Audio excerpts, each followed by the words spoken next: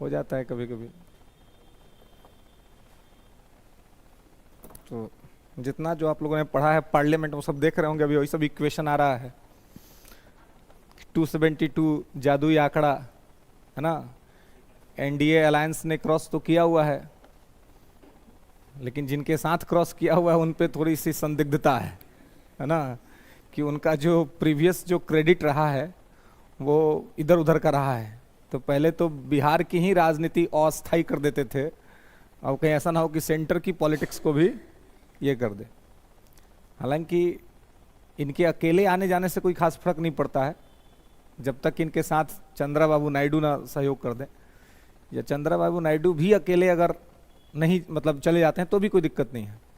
ये दोनों नहीं जाने चाहिए एक साथ, लेकिन अगर ये दोनों एक साथ चले भी जाते हैं उधर तो भी सरकार नहीं बन पा रही है, मतलब वो भी लोग नहीं बना पा रहे हैं। हाँ, अब इंडिपेंडेंट का है कि इंडिपेंडेंट लोगों की क्या सिचुएशन रहेगा, क्योंकि 272 जो है इसका आंकड़ा पार करना है ना, 272 प्लस का आंकड़ा पार करना है। हो गए हो? चलिए तो आइए, CAG controller and auditor general, नियंत्रक एवं महालेखा परीक्षक, 148 से 151। कैग जो है इसको कहा जाता है, और भी कोई है भरवा, हम लास्ट पे चलते तो बाकी सब कहाँ गया? हाँ, बाकी सब सरकार बनाने चल गया काजी दिल्ली, बहुमत जुटाने नहीं चल गया, नंबर कम पड़ रहा उधर यूपीए को, है ना। यूपीए का भी ये चल रहा है मीटिंग, और एनडीए का भी चल रहा है ना। चलिए, तो कंट्रोलर एंड ऑडिटर जनरल, नियंत्रक एवं महालेखा परीक्षक, एक संवैधानिक पद है, क्योंकि संविधान में इसका चर्चा है आर्टिकल 148 से आर्टिकल 151 के बीच। तो इसमें इसकी आप देखेंगे कि कैग की क्या भूमिका होती है। तो कैग सरकार के द्वारा किए जाने वाले जो व्यय होते हैं, जो एक्सपेंडिचर होता है, उन सभी एक्सपेंडिचर का कैग जो है वो रिपोर्ट देता है कि जो सरकार खर्चा कर रही होती है वो खर्चा कहाँ हो रहा है, कैसे हो रहा है, किस प्रकार से हो रहा है, इन सभी चीज़ों को देखने का काम जो है सो कैग करता है। ठीक है, कि खर्च सही जगह पे हो रहा है कि नहीं, कहीं ऐसा तो नहीं कि खर्च जो है वो गलत तरीके से हो रहा है। कैग की महत्वपूर्ण बात यह है कि कैग जब खर्च होते रहता है तो उस समय नहीं रोकता है, खर्च हो जाने के बाद ये जांच करने जाता है। तो कैग के बारे में जो अंबेडकर साहब हैं वो कहते हैं कि कैग का काम एक प्रकार से पोस्टमार्टम का काम है। जैसे आप देखते हैं कि पोस्टमार्टम होता है, किसी व्यक्ति का डेथ हो गया है ना, तो डेथ होने के बाद जब उसका पोस्टमार्टम होता है तो पोस्टमार्टम से आदमी जीवित तो नहीं हो पाता है, बचेगा तो नहीं, लेकिन पोस्टमार्टम करके डॉक्टर ये बता देगा कि किस कारण से डेथ हुआ है ना, मृत्यु का कारण क्या रहा है। ठीक है, डेथ का रीजन क्या रहा है, मृत्यु का कारण क्या रहा है, ये जो है सो वहां पर बता दिया जाता है। ठीक है, तो मृत्यु का कारण जो है यहां से पता चल जाता है। तो भविष्य में उसी प्रकार की स्थिति से दूसरा कोई नहीं मरे, ये यहां पर चीजें की जाती है। ठीक है, तो यहां पे इसको ध्यान रखेंगे कि क्या है और किस प्रकार से है। ठीक है, तो कैग बेसिकली एक प्रकार से आप कहेंगे कि पोस्टमार्टम के तौर पे ही काम करता है ना, कि मरने का कारण पता लगा देगा, यानी कि भ्रष्टाचार का कारण बता देगा, भ्रष्टाचार क्यों हुआ, भ्रष्टाचार कैसे हुआ, भ्रष्टाचार किस लेवल पे हुआ, ये सब कुछ ही अपनी रिपोर्ट में बता देता है, लेकिन भ्रष्टाचार को रोक नहीं पाता है, क्योंकि जब भ्रष्टाचार हो रहा होता है तब ये वहां नहीं पहुंचता है, भ्रष्टाचार होने के बाद पहुंचता है, तब जाके बताता है कि क्वालिटी में ही स्कैम हो गया है या फिर मटेरियल स्कैम हुआ है ना। जैसे कि आप देखते हैं कि कहीं पे कोई सड़क पास हुआ तो सड़क बना, तो सड़क बना हुआ तो आपको दिख रहा है, तो आपको दिखेगा कि काम तो हुआ, लेकिन एक घोटाला होता है जो क्वालिटी में घोटाला हो जाएगा, मटेरियल में घोटाला हो जाएगा। उसमें लो क्वालिटी का सीमेंट डाल देगा, लो क्वालिटी का जो है सो सारा मटेरियल डाल देगा तो सस्ता में मिल जाएगा। तो जब लो क्वालिटी का मटेरियल लेकर के सस्ता में उसको डाल देगा तो क्या होगा इससे, अब जब सस्ता में डाल देगा तो वहां पे आप देखेंगे सब अभी अभी और कोई आए वाला है तो बुला लो भाई फोन ऑन करके, ही बार बार आ रहा है सब, औरों को नहीं ना जी अभी आने वाला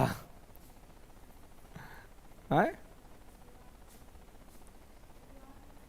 अच्छा तो वो अभी बाहर गए है ना, अच्छा थोड़ा तो बैग छोड़ के नहीं आ गया है जी, हैं वो ठंडा लग रहा है क्या हुआ तो कहने का मतलब ये है कि यहां पे इस तरह की स्थिति होती है कि कैग जो है अपना कॉन्स्टिट्यूशनल रोल प्ले करता है और सरकार के एक्सपेंडिचर के बारे में ऑडिट करता है, ऑडिट करके ये प्रेसिडेंट ऑफ इंडिया को रिपोर्ट सबमिट कर देता है और प्रेसिडेंट ऑफ इंडिया जो है इसको स्पीकर को दे देते हैं, और स्पीकर के माध्यम से जब पार्लियामेंट्री कमेटी मैंने आपको पढ़ाया था तो वहां पे बताया था पब्लिक अकाउंट कमेटी के बारे में, लोक लेखा समिति जिसका अध्यक्ष विपक्ष का नेता होता है ना। इस बार महत्वपूर्ण बात हुई रही है कि अब विपक्ष का नेता स्ट्रांग मिलेगा, इतना दिन से मिल नहीं रहा था है ना, लेकिन अब जो लोकसभा में लीडर ऑफ अपोजिशन होगा वो मजबूत होगा, और अब पार्लियामेंट में जब लोकसभा में लोग बैठेंगे तो दोनों ही तरफ सीटें भरी हुई दिखाई देंगी है ना, इधर 292 लोग हैं उधर 234 लोग हैं, तो एक ठीक ठाक अनुपात दिखेगा। एक जो मजबूत विपक्ष की कमी जो दिख रही थी वो अब नहीं दिखेगी है ना, लेकिन सरकार कमजोर जरूर दिखेगी क्योंकि सरकार के पास बहुमत नहीं है। तो सरकार तो हमेशा गठबंधन में तो ही प्रॉब्लम होता है, अलायंस गवर्नमेंट आती है तो अलायंस गवर्नमेंट को डिसीजन लेने में बहुत सोचना पड़ता है। अब मोदी जी जो 10 साल में दिखे जितने स्ट्रांग, वो अगले 5 साल में अगर सरकार बन भी जाती तो नहीं दिखेंगे उतना स्ट्रांग, क्योंकि अब कोई भी निर्णय लेने से पहले इनको नीतीश जी से बात करनी पड़ेगी, चंद्रबाबू नायडू से बात करनी पड़ेगी, क्योंकि इनका 28 सीट है, लेकिन इस 28 सीट में ये लोग मैटर घबरा देगा है ना।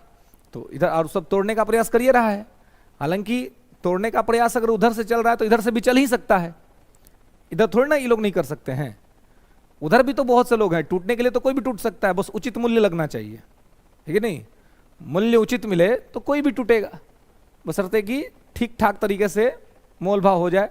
17 लोग इंडिपेंडेंट जीते हैं, 2 लोग तो एनडीए के खेमे में कभी नहीं आएंगे, नगीना सेठ से चंद्रशेखर आजाद कभी नहीं आएंगे एनडीए में, और पूर्णिया से पप्पू यादव नहीं आएंगे, लेकिन बाकी बच गए 14 तो आ सकते हैं ना, बाकी 14 के साथ वैसा कोई दिक्कत नहीं है, तो बाकी को अगर ट्राई किया जाए तो वो आ सकते हैं, और अगर उन 14th का इंडिपेंडेंट का कोऑपरेशन मिल जाता है तो नीतीश जी अगर जाते भी हैं तो कोई बहुत ज़्यादा इम्पैक्ट नहीं पड़ेगा है ना। लेकिन अगर वो भी चले जाते हैं चंद्रबाबू नायडू तो 28 सीटों का गैप भरना बड़ा मुश्किल हो जाएगा है ना। तब इसका एक ही उपाय है कि उधर से किसी को तोड़िए, ममता बनर्जी को तोड़ दीजिए, 29 को सांसद है उसका है ना। एक ही बार बस ममता को तोड़ने के लिए ज़्यादा मेहनत नहीं करना, बस मोदी जी को थोड़ा झुकना पड़ेगा, थोड़ा अपना एटीट्यूड चेंज करना पड़ेगा। बस ममता से इतना कहना है कि CAA और NRC का मुद्दा हम अगले 5 साल नहीं उठाएंगे, अगले 5 साल तक आपको जितना घुसपैठिया रखना है रखिए, हमें कोई दिक्कत नहीं है ना। और आ जाइए, कौन सा मिनिस्ट्री लीजिए कैबिनेट में, ले लीजिए, रेलवे ले लीजिए है ना, है नहीं तो अपने किसी को बना दीजिए, उसी को बना दीजिए, क्या नाम है, अभिषेक बनर्जी है ना, उसी को बना दीजिए, उसको दे देते हैं, क्या दिक्कत है। तो इधर भी है आपको और कि भाई बहुत तमाम ऑफर हम लोग दे सकते हैं। 29 सीट पर पीएम इनको कोई एक्सेप्ट नहीं करेगा। अभी अगर दूसरी बड़े अखिलेश यादव हैं, 37 को सीट लेके आए हैं यूपी में, 40 में 37 से बहुत बड़ा, अभी तक के इतिहास में उनका सबसे बेहतरीन परफॉर्मेंस है। मतलब जब उनके पिताजी थे तब भी इतनी सीट नहीं आई थी। लास्ट उनका बेहतरीन परफॉर्मेंस 2004 में था जब उनको 34 सीटें आई थी, अभी उनको 37 सीटें हैं। तो ये अपने कैरियर का ये बहुत बेहतरीन परफॉर्मेंस है उनका। तो ऐसे में तो प्रधानमंत्री बनने का मन तो उनका भी कर रहा होगा, ऐसा थोड़ी कि उनका नहीं कर रहा होगा। तो वो भी सोच रहे होंगे कि क्या कहीं से कोई हम ही को ऑफर कर दे। लेकिन देखिए इन लोगों को ऑफर होगा नहीं। अभी क्या है कि अभी मोदी को हटाना है किसी तरीके से, तो इनको हटाना है तो ये लोग नीतीश कुमार को भी ऑफर दे सकते हैं, चंद्रबाबू नायडू को ऑफर दे सकते हैं। इधर के लोग को ऑफर मिलेगा, अभी उधर के लोग को नहीं मिलेगा, ताकि तोड़ना इधर ना है, उधर के लोग तो उधर हैं ही, तो उनको क्यों ऑफर देना। इधर के लोगों को ऑफर दिया जाए ताकि ये लोग किसी लोभ लालच में आ जाएं, तीसरी बार मोदी प्रधानमंत्री पद का शपथ न ले, नेहरू जी वाला रिकॉर्ड न टूटे, है ना। मोदी जी एकदम कह रहे हैं कि नहीं हम तो भाई बराबर करिए के मानेंगे, है ना, हम रिकॉर्ड पहले बराबर करेंगे, तीसरी बार शपथ लेंगे प्रधानमंत्री पद का, उसके बाद देखा जाएगा कि क्या होगा नहीं होगा, है ना।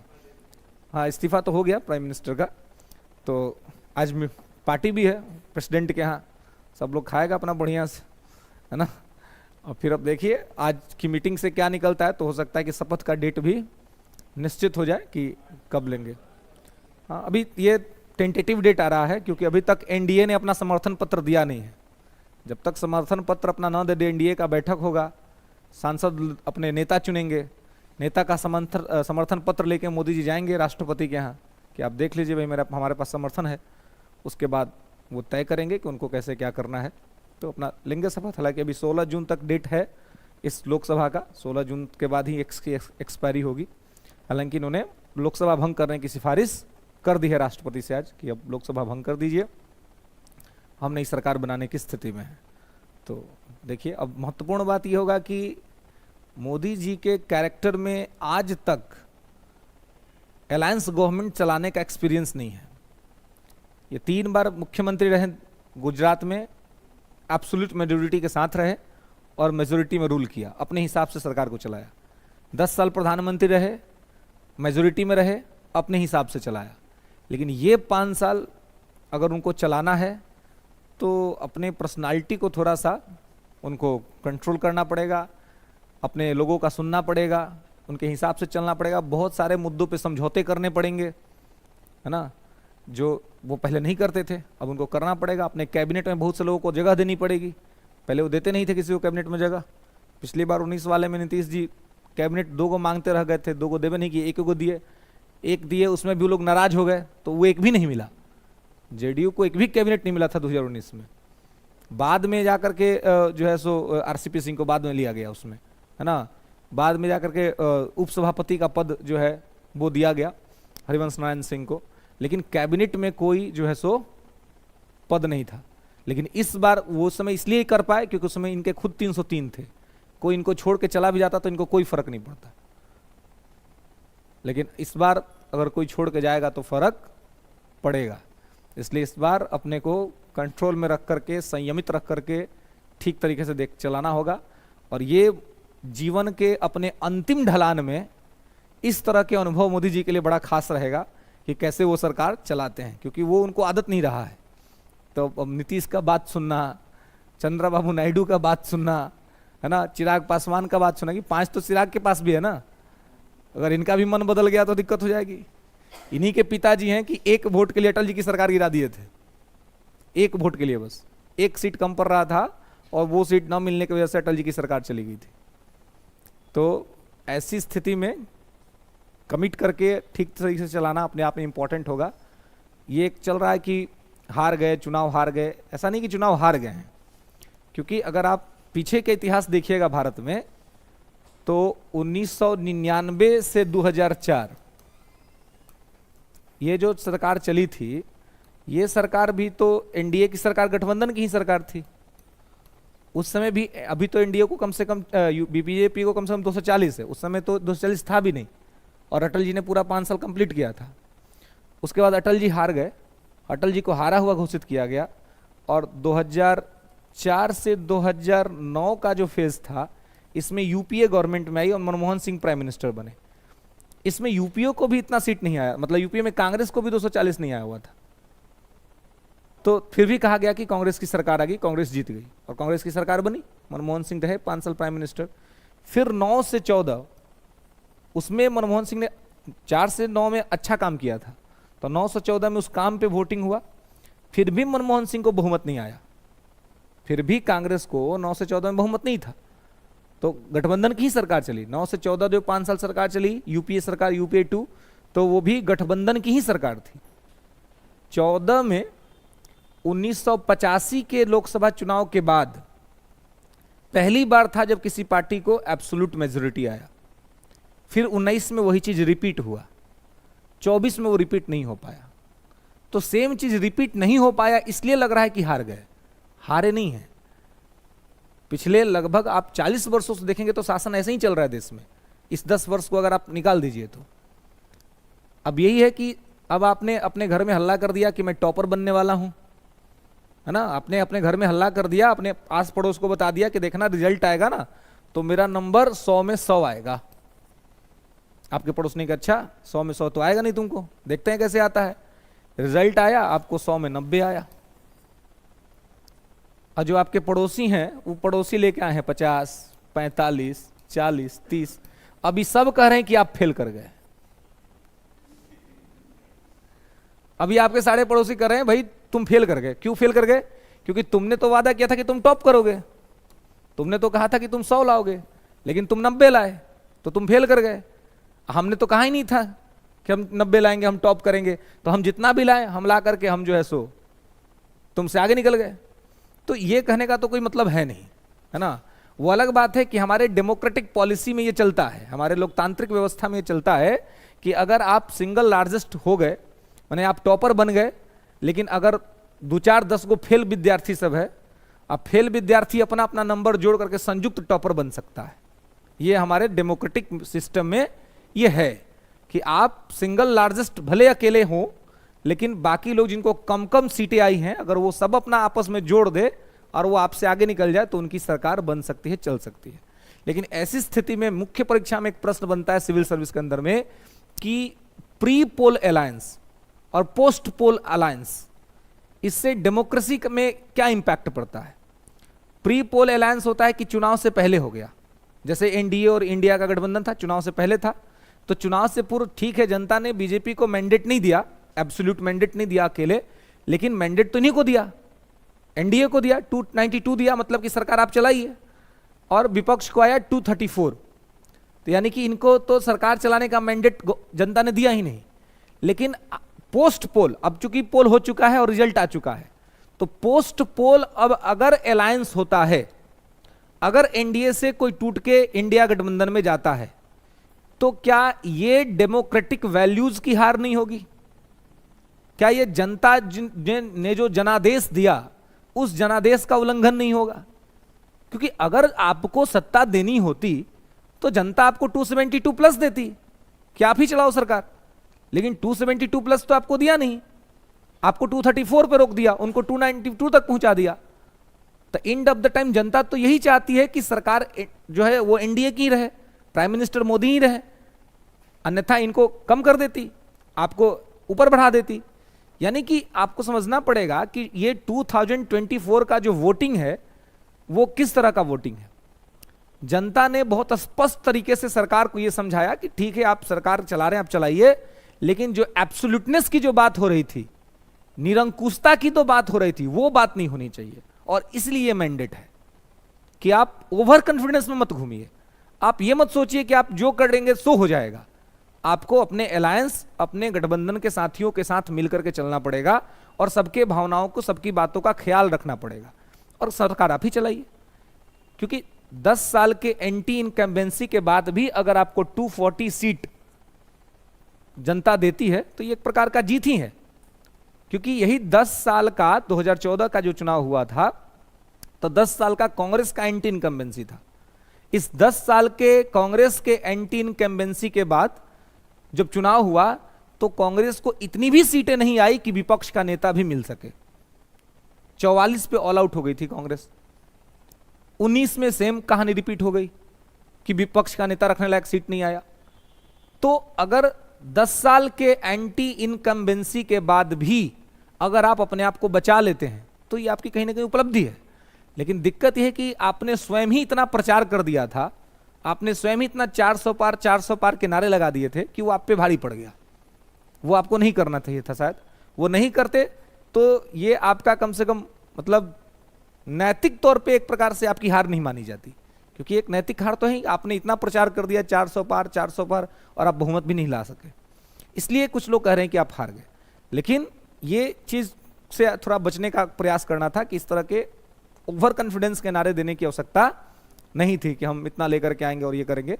तो प्री पोल अलायंस से जनता के जो वैल्यूज हैं उसकी रक्षा होती है, लेकिन पोस्ट पोल अलायंस जो है, पोस्ट पोल अलायंस का मतलब यह हुआ कि जनता जिनको सत्ता से बाहर कर दी है आपने उनको पुनः सत्ता में ला दिया। मतलब कि आप कह तो रहे हैं कि लोकतंत्र चल रहा है, लेकिन जनता ने जो निर्णय दिया आपने उस निर्णय को लागू ही नहीं होने दिया। यह मेंस में सवाल पूछा जा चुका है गठबंधन की राजनीति से संबंधित, अभी बीपीएससी मेंस में सवाल पूछा जा चुका है गठबंधन की राजनीति से संबंधित। तो उसको आप देखेंगे कि गठबंधन किस तरह से इंपैक्ट करता है। 2015 का अगर आपको बिहार का विधानसभा चुनाव याद होगा, 2015, 2014 में पहली बार मोदी जी भारत में एक लहर के तौर पे आए थे, पूर्ण बहुमत की सरकार उनकी बन गई थी, और 2015 में बिहार में चुनाव होना था, विधानसभा का चुनाव। तो उस समय नीतीश जी जो है वो लोकसभा चुनाव के टाइम ही गठबंधन तोड़ लिए थे और वो आरजेडी के साथ मिलकर के एक महागठबंधन बनाए। अब महागठबंधन में चुनाव लड़े। मोदी जी के तमाम प्रभाव होने के बावजूद बिहार विधानसभा 2015 में उनकी जो पार्टी है वो चुनाव हार गई थी, और उनका जो एनडीए था उस समय मोदी जी का, वो केवल 58 सीट जीत पाया था बिहार में, और जिसमें से 54 उनके अपने थे और बाकी 4 सीटें जो थी वो उनके अलायंस के थे। तो मतलब एकदम से सुफड़ा साफ हो गया था बीजेपी का बिहार में 2015 में लगभग, मतलब स्थिति खराब हो गई थी, सरकार में लोग नहीं आए।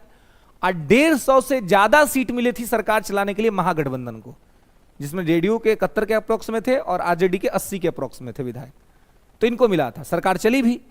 लेकिन 2017 में नीतीश जी ने वहां से अपने आप को अलग कर लिया, और अलग करके फिर कैसे कहां आ गए, बीजेपी में आ गए।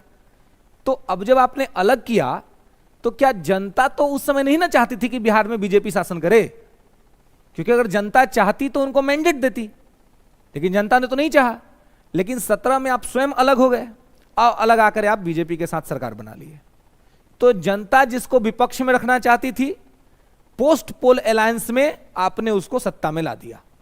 आज जिसको सत्ता में रखना चाहती थी, उस समय तो जनता ने आरजेडी को सत्ता में रखने के लिए वोट किया था ना, लेकिन आपके पोस्ट पोल अलायंस के वजह से आरजेडी विपक्ष में जाने को मजबूर हो गई। फिर 2020 में सेम कहानी रिपीट हुआ। 2020 में नीतीश जी बीजेपी के साथ लड़े, एनडीए के साथ लड़े चुनाव, और एनडीए को मैंडेट मिला, एनडीए को बहुमत आया।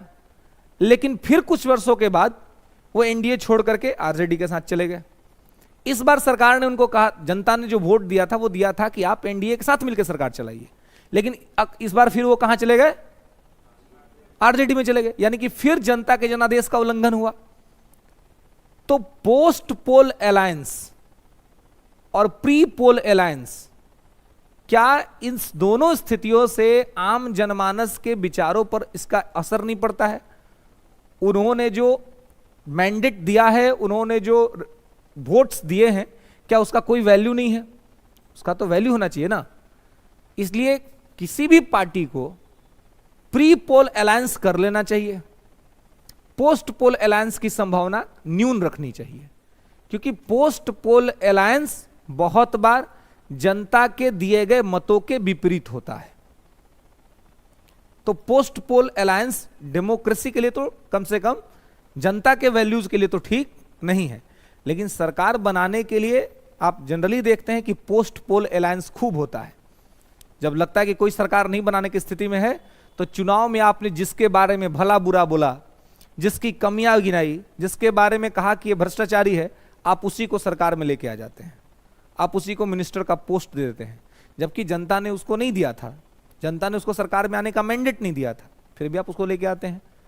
तो एंड ऑफ द टाइम कहीं ना कहीं डेमोक्रेटिक जो वैल्यूज हैं जो लोकतांत्रिक मूल्य हैं, लोकतांत्रिक आदर्श हैं, उसको स्थापित करने में एक प्रकार से समस्या उत्पन्न यहां पे होती है।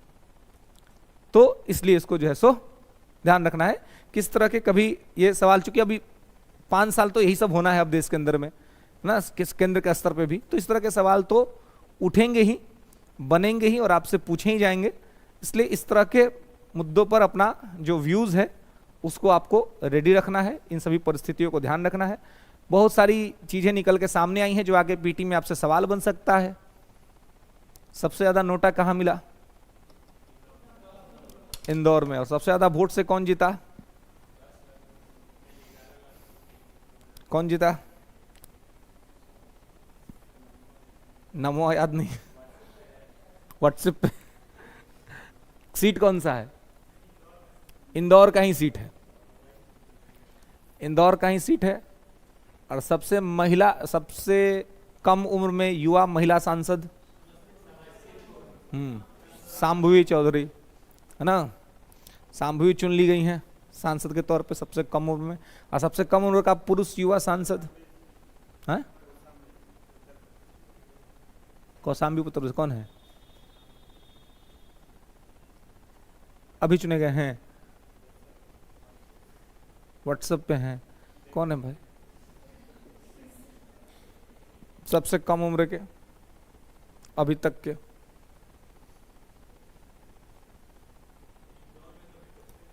विपक्षी नहीं था। हाँ हाँ, वो वहां से निकल गए थे।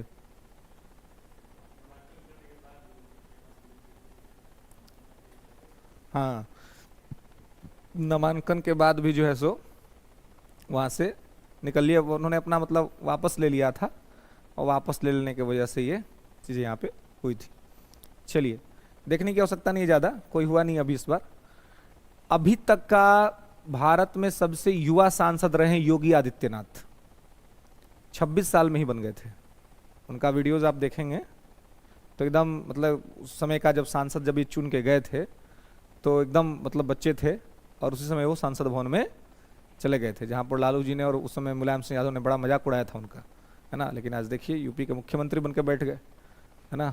लेकिन यूपी का सबसे खराब परफॉर्मेंस जो है इस बार, है ना, ये योगी जी को थोड़ा महंगा पड़ जाएगा, क्योंकि जो अयोध्या तक हार गए, बताइए। मैंने अयोध्या तक हार गई तो मैंने बहुत खराब बात हो गया ना, इतना धूमधाम हुआ, है ना। मैंने अयोध्या भी हार गए, ये तो बहुत गड़बड़ हो गई। मेन देखिए वहां हारने का सबसे बड़ा रीजन ये हो गया कि आपने देखा होगा पूरे चुनाव में मायावती कहीं दिखी ही नहीं, ये सबसे बड़ा फैक्टर रहा। और मायावती के नहीं दिखने की वजह से, मायावती के इम्पैक्टफुल ना होने की वजह से उनका जो वोट था वो कंप्लीटली जाकर के शिफ्ट हो गया अखिलेश यादव के पास, और उनको क्लीन विक्ट्री देने में मदद कर दिया।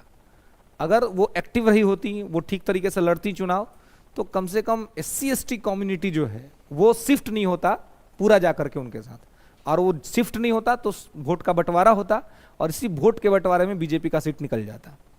लेकिन वो वोट का बंटवारा नहीं हुआ। जैसे आप काराकाट देख लीजिए, पवन सिंह उपेंद्र कुशवाहा आपस में लड़ गए, राजा राम सिंह निकल गए साइड से, है ना, वो जीत गए।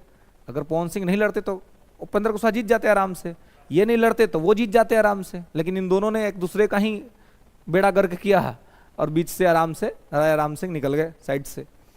तो बहुत तरह के इक्वेशंस जो है वो फैक्टर्स काम करते हैं, और यूपी का सबसे बड़ा फैक्टर रहा मायावती का फैक्टर कि वो रही ही नहीं।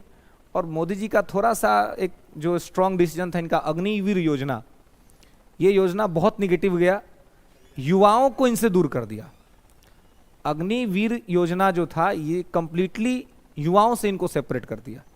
युवा से अगर ये सेपरेट नहीं हुए होते, युवा अगर इनके साथ खड़े होते, तो इस तरह का रिजल्ट कम से कम देखने को नहीं मिलता। हाँ, वैकेंसी नहीं दिए, यूपी में पेपर लीक हो गया बहुत सारा, तो ये सब कुछ ऐसा मुद्दा रहा जो युवाओं को उनसे दूर कर दिया, और ये इस वजह से थोड़ा सा ये इनको ये करना पड़ा। अगर ऐन मौके पे भी अगर अग्निवीर योजना को वापस लेने की घोषणा सरकार कर देती तो इनका परफॉर्मेंस इस तरह से नहीं होता, और बहुमत तो आ जाता कम से कम, भले 400 पर जाते नहीं जाते, लेकिन 272 का आंकड़ा छू लेते, क्योंकि 72 से बहुत दूर तो है नहीं, 240 में है ना। तो इनको 30-32 सीट का और काम था वो मिल जाता, ये 72 पार कर जाते, कोई इनको दिक्कत नहीं होता। लेकिन थोड़ा सा इनको ये लग गया कि भाई हम जो कर दिए वो कर दिए, और उसका नेगेटिव रिजल्ट जो है सो झेलना पड़ गया। इस तरह की स्थिति यहाँ पे बन गई। खैर, तो देखिए अब मैथमेटिक्स तो इन्हीं के साथ सूट कर रहा है, एनडीए के साथ ही, लेकिन बाद में आखिर किसका कब मन बदल जाए, पोस्ट पोल अलायंस कब हो जाए कोई नहीं जानता है। अब पोस्ट पोल अलायंस अगर किसी के साथ हो गया और उधर सब गया तो फिर इधर जो है सो थोड़ी दिक्कत होने की संभावनाएं रहेंगी। चलिए लिखेंगे थोड़ा कैग के बारे में।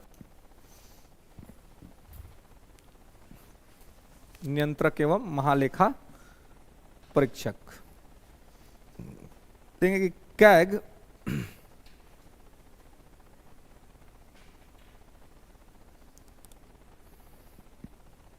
कैग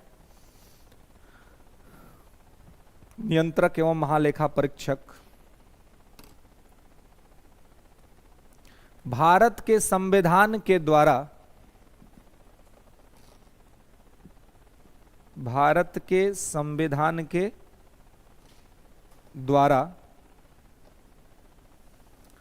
स्थापित एक ऐसा स्वतंत्र पद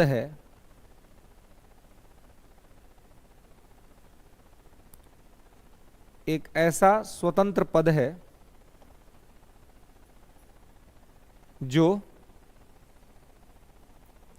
भारत सरकार के द्वारा किए जाने वाले खर्चों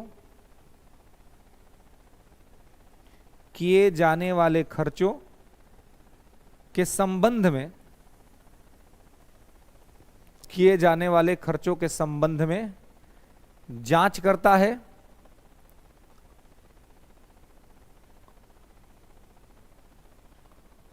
और घोटालों के बारे में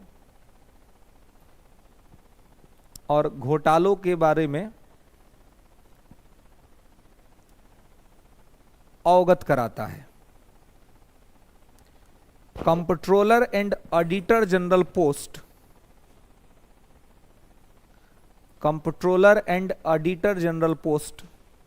established in the constitution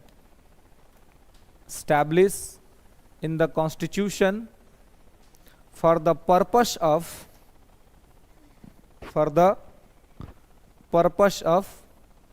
control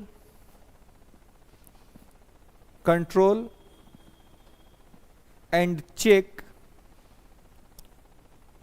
to the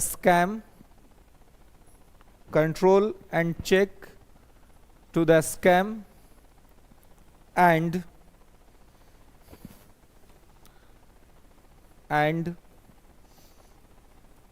monitor to the expenditure of the government.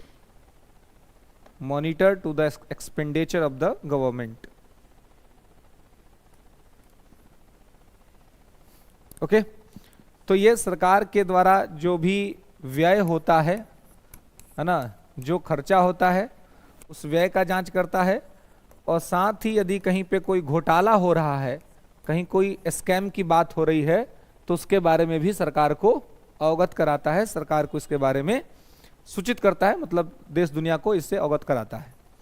Next लिखेंगे कि the comptroller and auditor general is appointed by the president of India. नियंत्रक एवं महालेखा परीक्षक की नियुक्ति राष्ट्रपति के द्वारा की जाती है।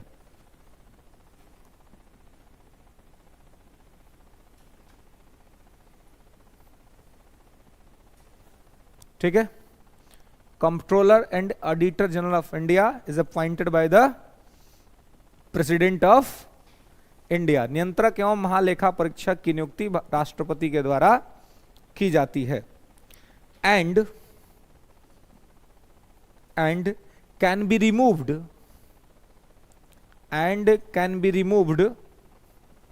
from office only in the manner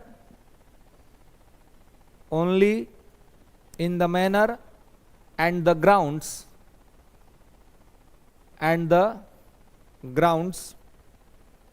that a judge of a Supreme Court,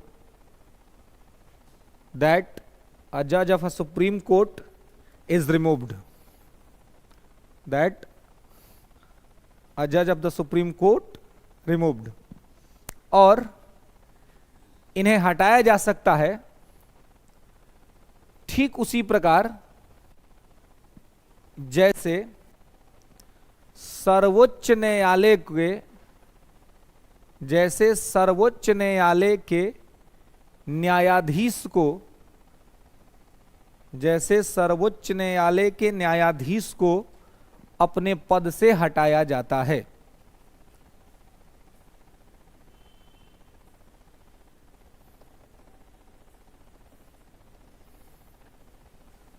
okay, तो इनको जो है आप देखेंगे कि सुप्रीम कोर्ट के जज को जिस तरह से हटाया जाता है उसी प्रकार से इनको हटाया जाता है। क्लियर है? तो इसको ध्यान रखेंगे।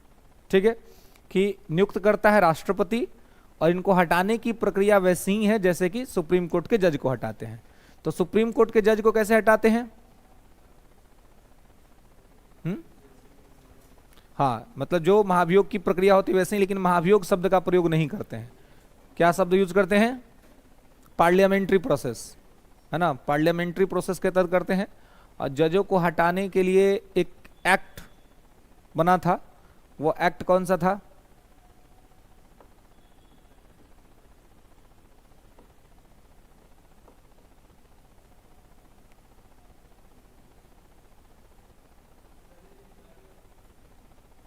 जजेस इंक्वायरी एक्ट।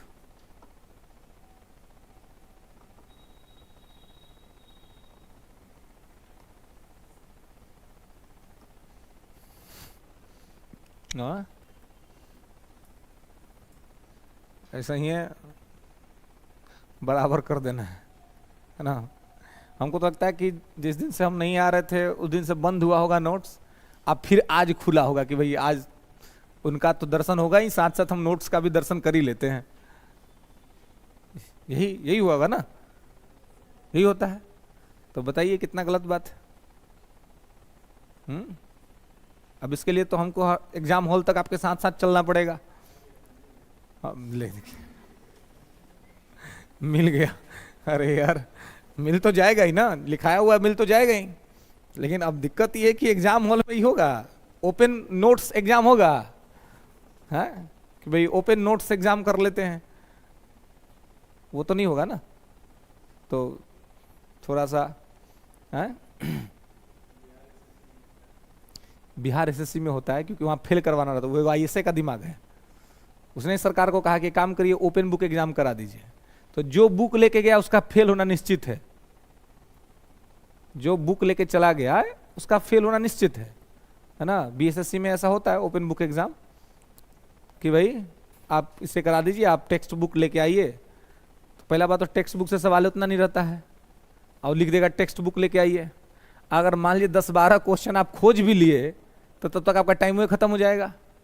उतना टाइम थोड़ा देता है कि आप एक एक क्वेश्चन को खोज करके पेज पलट पलट के आप ढूंढते रहिए, आंसर लगाते रहिए।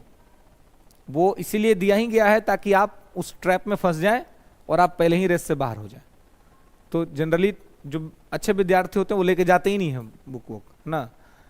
वो लेके जाने का मतलब हुआ कि आपको और ज़्यादा मेंटल प्रेशर हो जाएगा, आप ढूंढना शुरू करिएगा, नहीं मिलेगा आंसर तो और ज़्यादा आप प्रेशर में आइएगा और आपका एग्जाम जो है सो खराब हो जाएगा। तो खैर ओपन बुक तो ऐसा होगा नहीं, है ना। न्यायिक जांच अधिनियम 1968 सुनील कुमारी ऑनलाइन में बता रहा है, पगला ऑनलाइन में बता रहा है तो इतना देर से बता रहा है, तो पूरा खोज के, हाँ तो ये सब खोजिए के बता रहा है ना। लेकिन वही है कि विलंब हो रहा है क्योंकि आपने पहले खोला नहीं, है ना। इसलिए पहले खोल लेना है, पहले इसको देख लेना है, जांच लेना है ना। नहीं देखिएगा, नहीं जांचिएगा तो थोड़ी एग्जाम के टाइम पे आप सारा सब्जेक्ट एक साथ कैसे करिएगा। ये आपकी नैतिक जिम्मेवारी बनती है कि आप अभी से जो सब्जेक्ट आपके चल रहे हैं उसको आप रिवीजन करके कंप्लीट करते जाइए, क्योंकि एग्जाम के टाइम पे आप सिर्फ और सिर्फ ब्रशअप कर पाए, है ना। वहाँ पे आपके पास इतना टाइम नहीं रहेगा कि आप सारा सब्जेक्ट को जीरो से पढ़िएगा, फिर उसको कंप्लीट करिएगा, है ना। फिर दिक्कत हो जाएगा एग्जाम के टाइम में, आप फ्रस्ट्रेट हो जाइएगा कि किसको पहले कंप्लीट करें किसको बाद में कंप्लीट करें, है ना। प्रोसीड लेंगे कि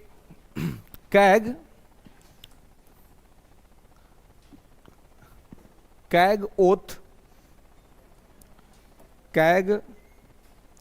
oath affirmation by the president of India. नियंत्रक और महालेखा परीक्षक को शपथ राष्ट्रपति के द्वारा दिलाया जाता है।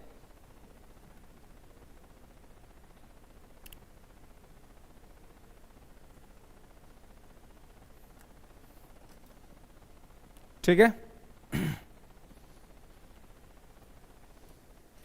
ओके। तो इनका शपथ कौन दिलाता है?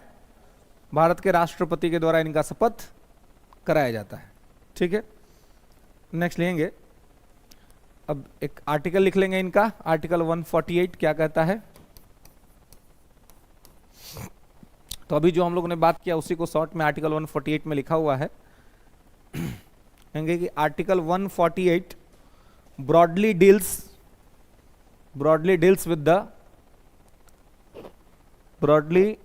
with the CAG appointment, oath and condition of services अनुच्छेद 148 के अंतर्गत नियंत्रक एवं महालेखा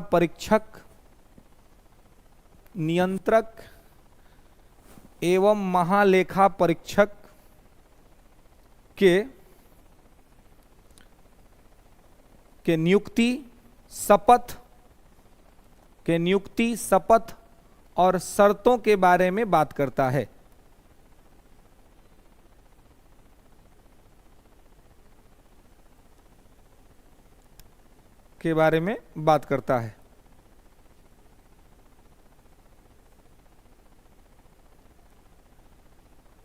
ठीक है, कि इनका तो नियुक्ति जैसा कि आप देख रहे हैं कि राष्ट्रपति ही इनको नियुक्त करता है ना। शपथ भी इनको राष्ट्रपति ही दिलाता है। और जो कंडीशन है ना, यानी कि जो इस पद की शर्तें हैं, तो शर्तें में इनका टेन्योर क्या होता है, लिखेंगे टेन्योर, कार्यकाल।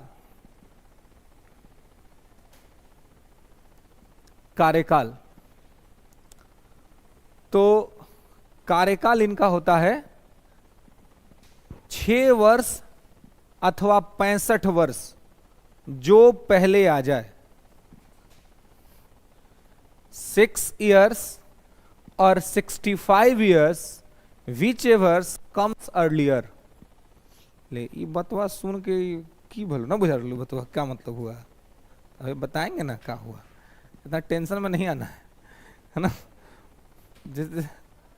6 वर्ष अथवा 65 वर्ष, ठीक है, विच एवर्स कम्स अर्लियर, इसमें से जो पहले आ जाए। तो देखिए कैग जनरली कौन बनता है, सीनियर आईएएस ऑफिसर, है ना।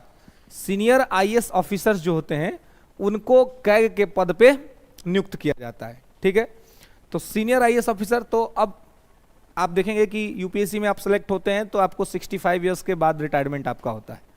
ठीक है, तो एक फिक्स है कि 65 साल में आप रिटायर कर जाएंगे। तो जनरली कैग के पोस्ट पर उनको भेजा जाता है जिनको अच्छा खासा शासन प्रशासन का अनुभव हो गया है, बढ़िया एक्सपीरियंस है। अब भ्रष्टाचार का कोई आरोप उनके ऊपर नहीं है। अब खुद ही भ्रष्टाचार आदमी को बना दीजिएगा कैग का तो और मैटर कब देगा, है कि नहीं। अब बिल्ली को कह दीजिए कि दूध का रखवाली करो तो मैटर गायब कर देगी तुरंत, है कि नहीं। तो इसलिए है कि भाई ऐसा आदमी को जिसका कि सर्विस करियर ठीक ठाक रहा हो, कोई ऐसा भ्रष्टाचार का आरोप न लगा हो, ऐसे आदमी को बनाओ। तो ऐसे में लगभग 60 साल 62 साल के जब लोग हो जाते हैं, पर्याप्त तो अनुभव हो जाता है, तब उनको इस पोस्ट पे लाया जाता है। ठीक है, तो इसमें 6 वर्ष बहुत कम लोगों का पूरा होता है, 65 वर्ष जल्दी पूरा हो जाता है। मैं रिटायरमेंट का टाइम आ जाता है, तो रिटायरमेंट का टाइम आ जाता है तो उनको रिटायर होना पड़ता है। तो 6 वर्ष अगर मान लीजिए 6 वर्ष अथवा 65 वर्ष कहने का यह मतलब यह है कि अगर मान लीजिए कि आपको काफी अर्ली एज में ही बना दिया गया, अर्ली एज में बनने का चांस किसका रहता है? जैसे कि मान लीजिए कि आपका सिलेक्शन 21 वर्ष के एज में ही हो गया, आप 21 पार किए, 22 में जाते जाते आप आईएएस बन गए, तो ऐसे लोगों का चांस रहता है कि वो बहुत बड़े पोस्ट से रिटायर करेंगे जब रिटायर करेंगे तब, है ना। इसलिए सर्विस जितना पहले आप ले लेंगे उसका रिटायरमेंट के वक्त बहुत फायदा होता है ना। कि आप एक तो बहुत लंबे समय तक आप जॉब करते हैं, और अब मान लीजिए कि आप 21 वर्ष में 22 वर्ष में जो आदमी ले लेगा जॉब, तो समझ रहे कितना दिन तक जॉब करेगा, और कोई आदमी 40 वर्ष में जाकर जॉब लेगा, इसका मैटर तो खत्म हो जाएगा, तो कितना पोस्ट पर रहेगा। लेकिन 22 वर्ष वाला तो बहुत लंबे पद दिन तक अपने पदों पे बना रहेगा, और इसको बड़ा बड़ा पद पर जाने का मौका मिलेगा। तो इसलिए यहां पर क्या होता है कि अगर वैसे में कोई बन गया है तो हो सकता है कि वो 50-55 वर्ष में ही बन जाए। तो अगर वो 50-55 वर्ष में बन जाएगा तो उसको 6 वर्ष का एक्सपीरियंस हो जाएगा, मतलब 6 वर्ष काम कर लेगा। तो जब 6 वर्ष काम कर लेगा तब फिर अब 6 वर्ष कर लिया ना, तब फिर वो कह के पद पे नहीं रहेगा, अब उसको दूसरा डिपार्टमेंट दिया जाएगा। लेकिन जनरली क्या होता है कि 62-63 वर्ष के हो जाने पर ही आपको जो है सुई पद दिया जाता है। अब 62-63 वर्ष के हो जाने के बाद जब आपको ये पद दिया जाएगा तो अब क्या होगा? तो अब ऐसी स्थिति में आपका 65 वर्ष जल्दी कंप्लीट हो जाएगा। तो इसलिए 6 वर्ष अथवा 65 वर्ष कहने का तात्पर्य यह है कि आपका आयु पूरा हो जाने के बाद आपको रिटायरमेंट हो जाएगा, ठीक है। और हटाने का ऑलरेडी आप देख रहे हैं कि हटाने का क्या प्रोसेस है, as well as supreme court जज, है ना। सुप्रीम कोर्ट के जज को जैसे हटाते हैं लेस एंड मोर, उसी तरीके से इन्हें भी हटा देते हैं। क्लियर है, समझ रहे हैं? तो इसको ध्यान रखेंगे। दिक्कत कि 6 वर्ष अथवा कार्यकाल क्या होता है, तो 6 वर्ष अथवा 65 वर्ष, ठीक है। नेक्स्ट लिखेंगे नोट करके कि CAG salary and allowances, CAG salary and allowances, CAG salary and allowances chargeable on consolidated fund of India.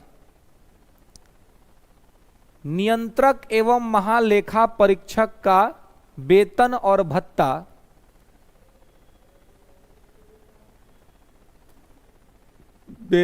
भत्ता संसद की संचित निधि पर भारित होता है।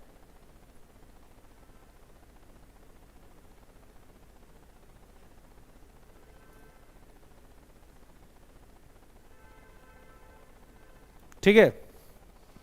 तो इनका जो सैलरी, जो अलाउंसेज होगा, जो इनका वेतन होगा, जो इनका भत्ता होगा, ये सब कहां होगा? तो संचित निधि पर भारित होगा, है ना। तो ये संचित निधि से इनका दिया जाएगा। तो इनका भी पैसा कम वम नहीं होता है, क्योंकि इनको तो और इनका खतरनाक काम है, सरकार के बारे में इनको शिकायत करना है ना, भ्रष्टाचार खोजना है, तो इस सरकार ही का तो भ्रष्टाचार बताएंगे ना। तो इसलिए तो इनको और इंडिपेंडेंसी देना जरूरी है, ताकि ये आराम से काम करें, इनको किसी बात का डर ना हो कि सरकार इनकी सैलरी कम कर देगी या सरकार इनके सुविधाओं को कम कर देगी, ऐसा कुछ ना हो, ठीक है। फिर आगे लिखेंगे एक नोट करके, कि the CAG is not eligible for any further office after the end of their tenure,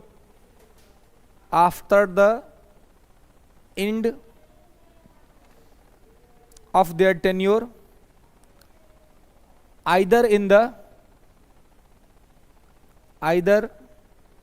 the government of India, or state government,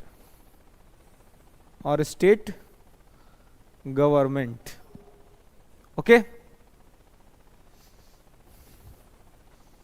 और स्टेट गवर्नमेंट।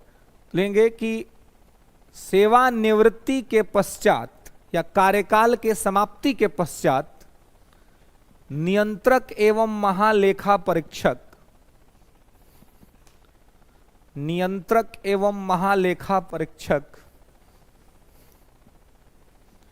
सेवानिवृत्ति के पश्चात नियंत्रक एवं महालेखा परीक्षक ना तो केंद्र सरकार के अधीन और ना ही राज्य सरकार के अधीन, ना ही केंद्र सरकार के अधीन और ना ही राज्य सरकार के अधीन कोई अलग सेवा धारण कर सकते हैं।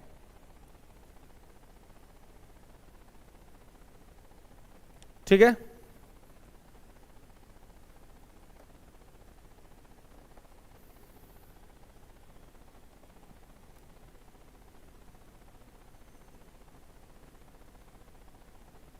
क्लियर है। तो ये दूसरा कोई पद धारण नहीं करेंगे अपने कार्यकाल की समाप्ति के पश्चात, है ना।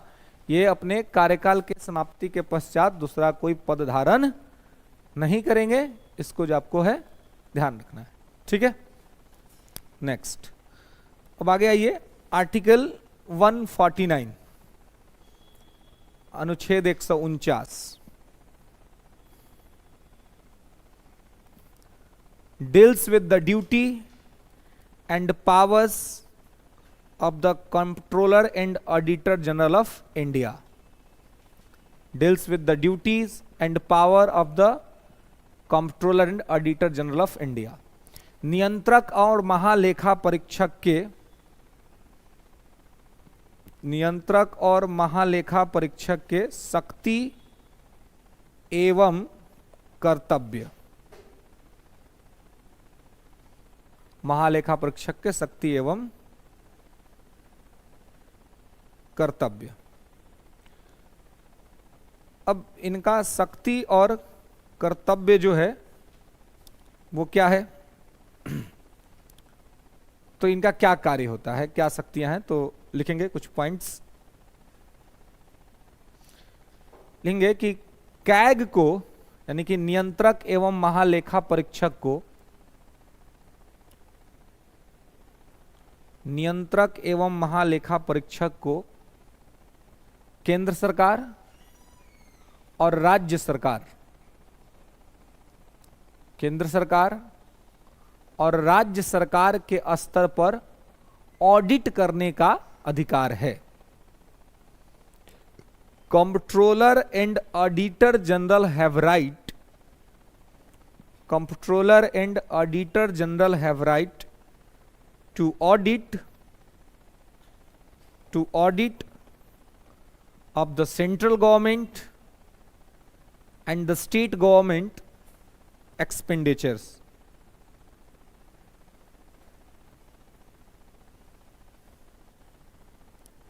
ओके, ठीक है। तो ये केंद्र सरकार के स्तर पर भी जांच करता है और राज्य सरकार के स्तर पर भी जांच करता है, ये दोनों जगह पे जांच करता है। ठीक है, तो इनके द्वारा जांच किया जाता है। और इसके अलावा जो इनकी सेवा शर्तें और जो सर्विस इनको दिया जाता है, इसके लिए भारत की संसद ने एक कानून पास किया हुआ है, तो नोट करके लिखेंगे कि नियंत्रक और महालेखा परीक्षक अधिनियम 1971, controller and auditor general act 1971, controller and auditor general act 1971, नियंत्रक महालेखा परीक्षक अधिनियम 1971, इसके अंतर्गत अंडर दिस एक्ट, इसके अंतर्गत under this act provision available for the CAG powers and duty, CAG powers and duty, इस अधिनियम के अंतर्गत नियंत्रक और महालेखा परीक्षक की शक्तियां और कर्तव्य वर्णित किए गए हैं, शक्तियां और कर्तव्य वर्णित किए गए हैं। ओके, नेक्स्ट आगे लिखेंगे कि CAG audit on the Consolidated Fund of India,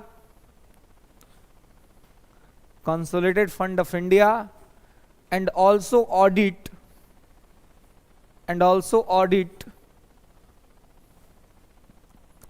of State Consolidated Fund, also audit for State Consolidated fund.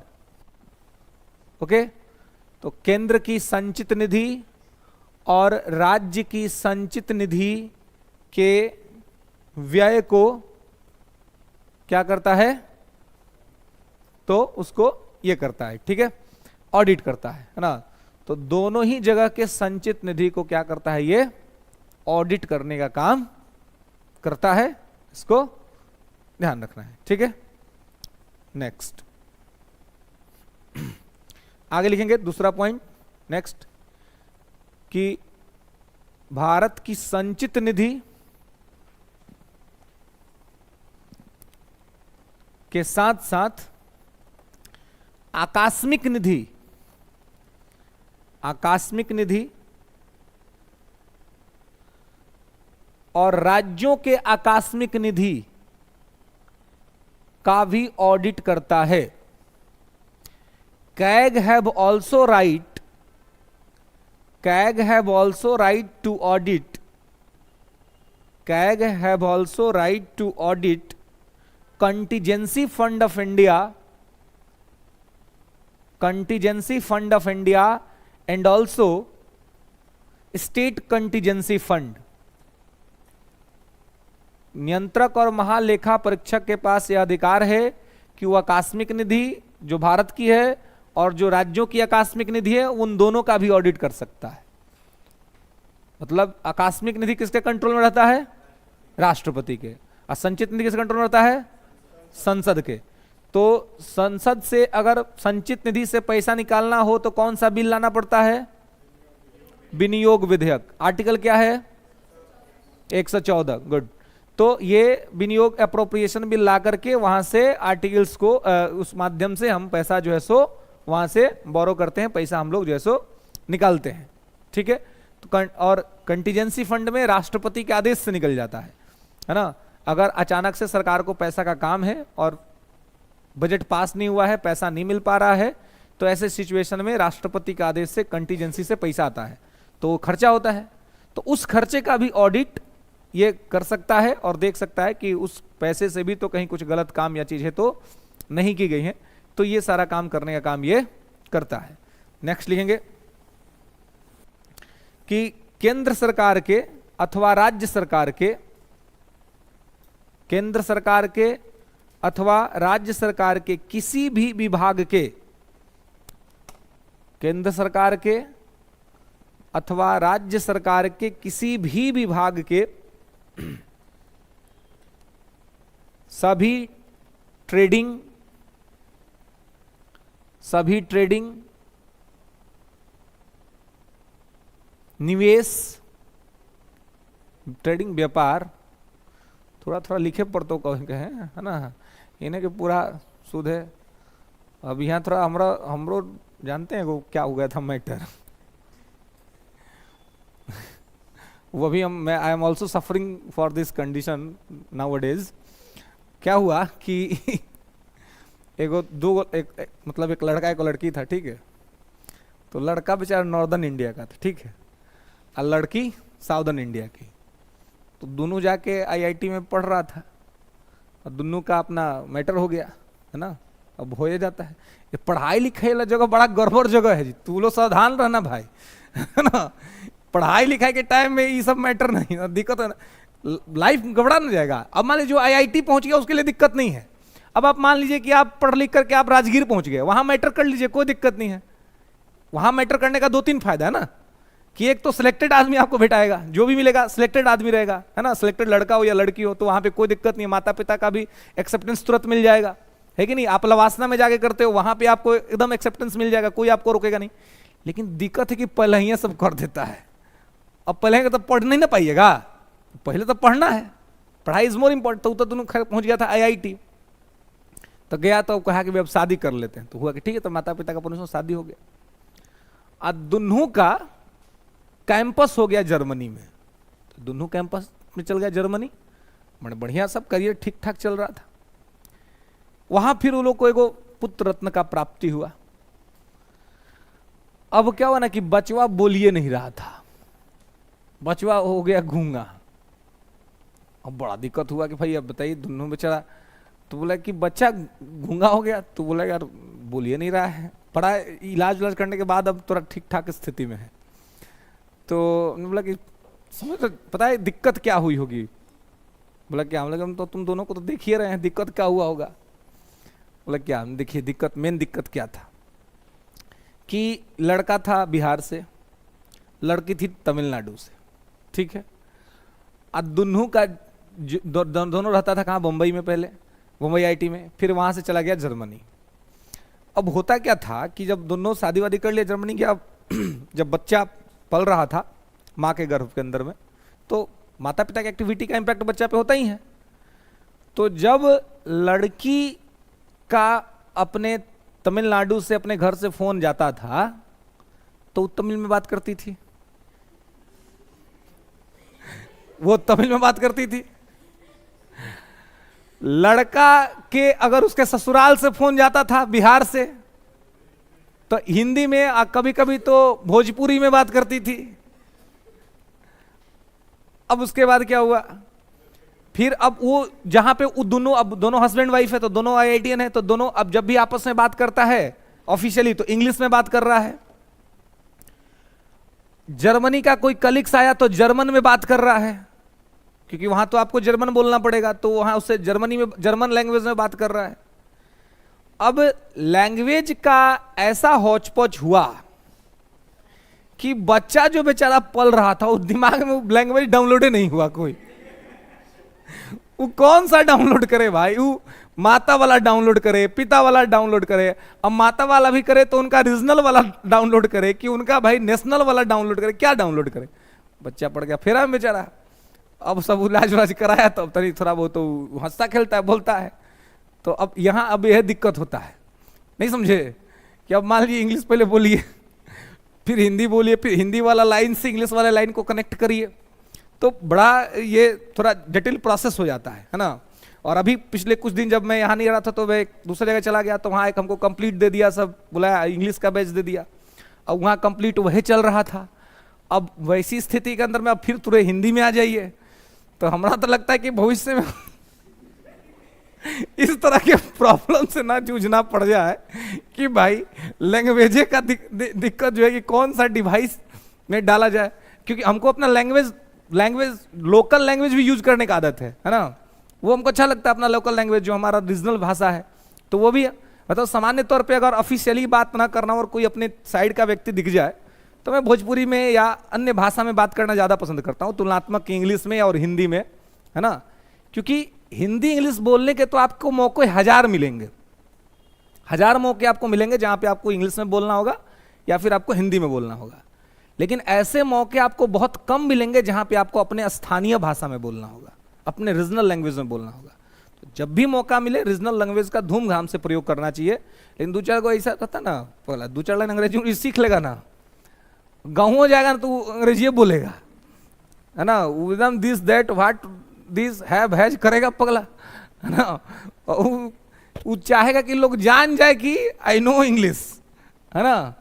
ये वो अपना वो प्रोसेस करेगा। लेकिन आदमी को परिवेश और परिस्थिति के हिसाब से चीज़ों को ठीक तरीके से नियंत्रित करने का ये होना चाहिए, तो ठीक तरीके से ये हो जाता है। लेकिन sometimes I am also suffering for this condition, that time English, that time Hindi, है ना, राइट टाइम ट्रांसलेट इन लैंग्वेजेस, है ना, अलग अलग भाषा के अंदर में। तो वो ये होता है। तो इसलिए देखिए आप लोगों के साथ भी अगर इस तरह का कभी कोई कंडीशन बने तो कम से कम जब आपको समझ में आए कि दूसरी पीढ़ी का भी उत्तरदायित्व तो आपके कंधे पर है, तो उस समय अपने भाषा को ध्यान में रख करके ही स्थिति करे, नहीं तो प्रोफेशनल लाइफ के चक्कर में पर्सनल लाइफ खराब हो जाएगा, है कि नहीं। तो आवश्यकता क्या है कि पर्सनल और प्रोफेशनल दोनों ठीक रहे, दोनों कहीं किसी तरह से किसी प्रकार का कोई दिक्कत या समस्या का सामना ना करना पड़े। क्या लिखे हैं?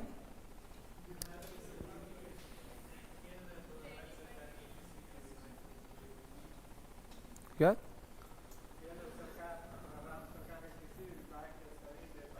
हाँ, सभी व्यापार, हाँ चलिए वही ट्रेडिंग पर बात रुक गया था ना। व्यापार, निवेश, इन्वेस्टमेंट, निवेश और प्राधिकरण, प्राधिकरण पर होने वाले खर्चों का जांच कर सकता है अथवा ऑडिट कर सकता है। CAG have right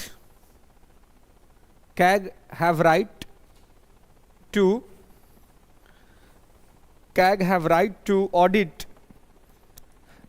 central and state level trade investment and authority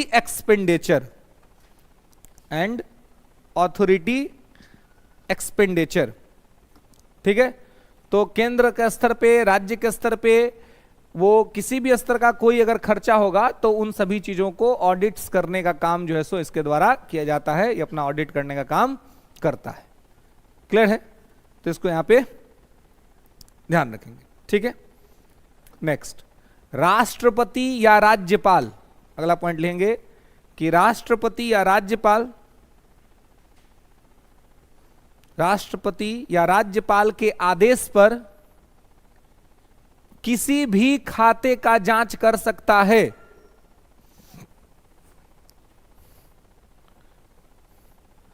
राष्ट्रपति अथवा राज्यपाल के आदेश पर किसी भी खाते का जांच कर सकता है।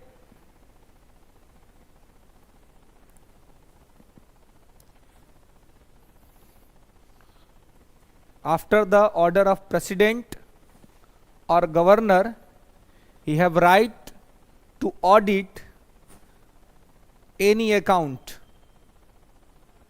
ठीक है, किसी भी खाता को जांच करने का अधिकार इनके पास जो है। ठीक है, कि कोई भी जो खाता है उसका वो ऑडिट अपना कर सकते हैं, रख सकते हैं। ठीक है,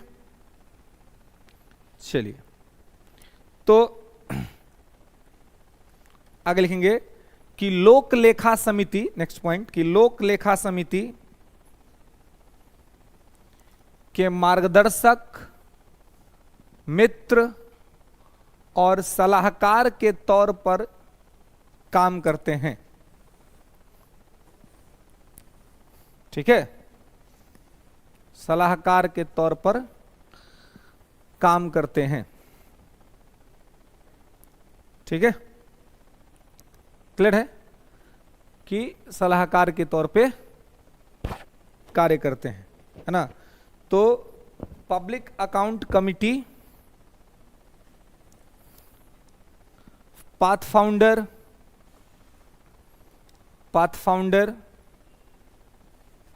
फ्रेंड और एडवाइजरी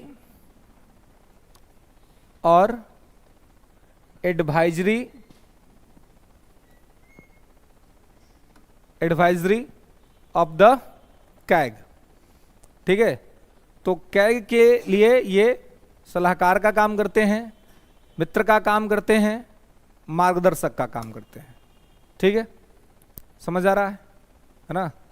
तो ये सबको ध्यान रखेंगे। अभी आप देखेंगे कि आजकल शॉर्ट क्वेश्चंस पूछने की जो परंपरा विकसित हुई है ना, तो शॉर्ट क्वेश्चन में आपको कुछ भी जो है सो पूछा जा सकता है ना, मुख्य परीक्षा के अंदर में।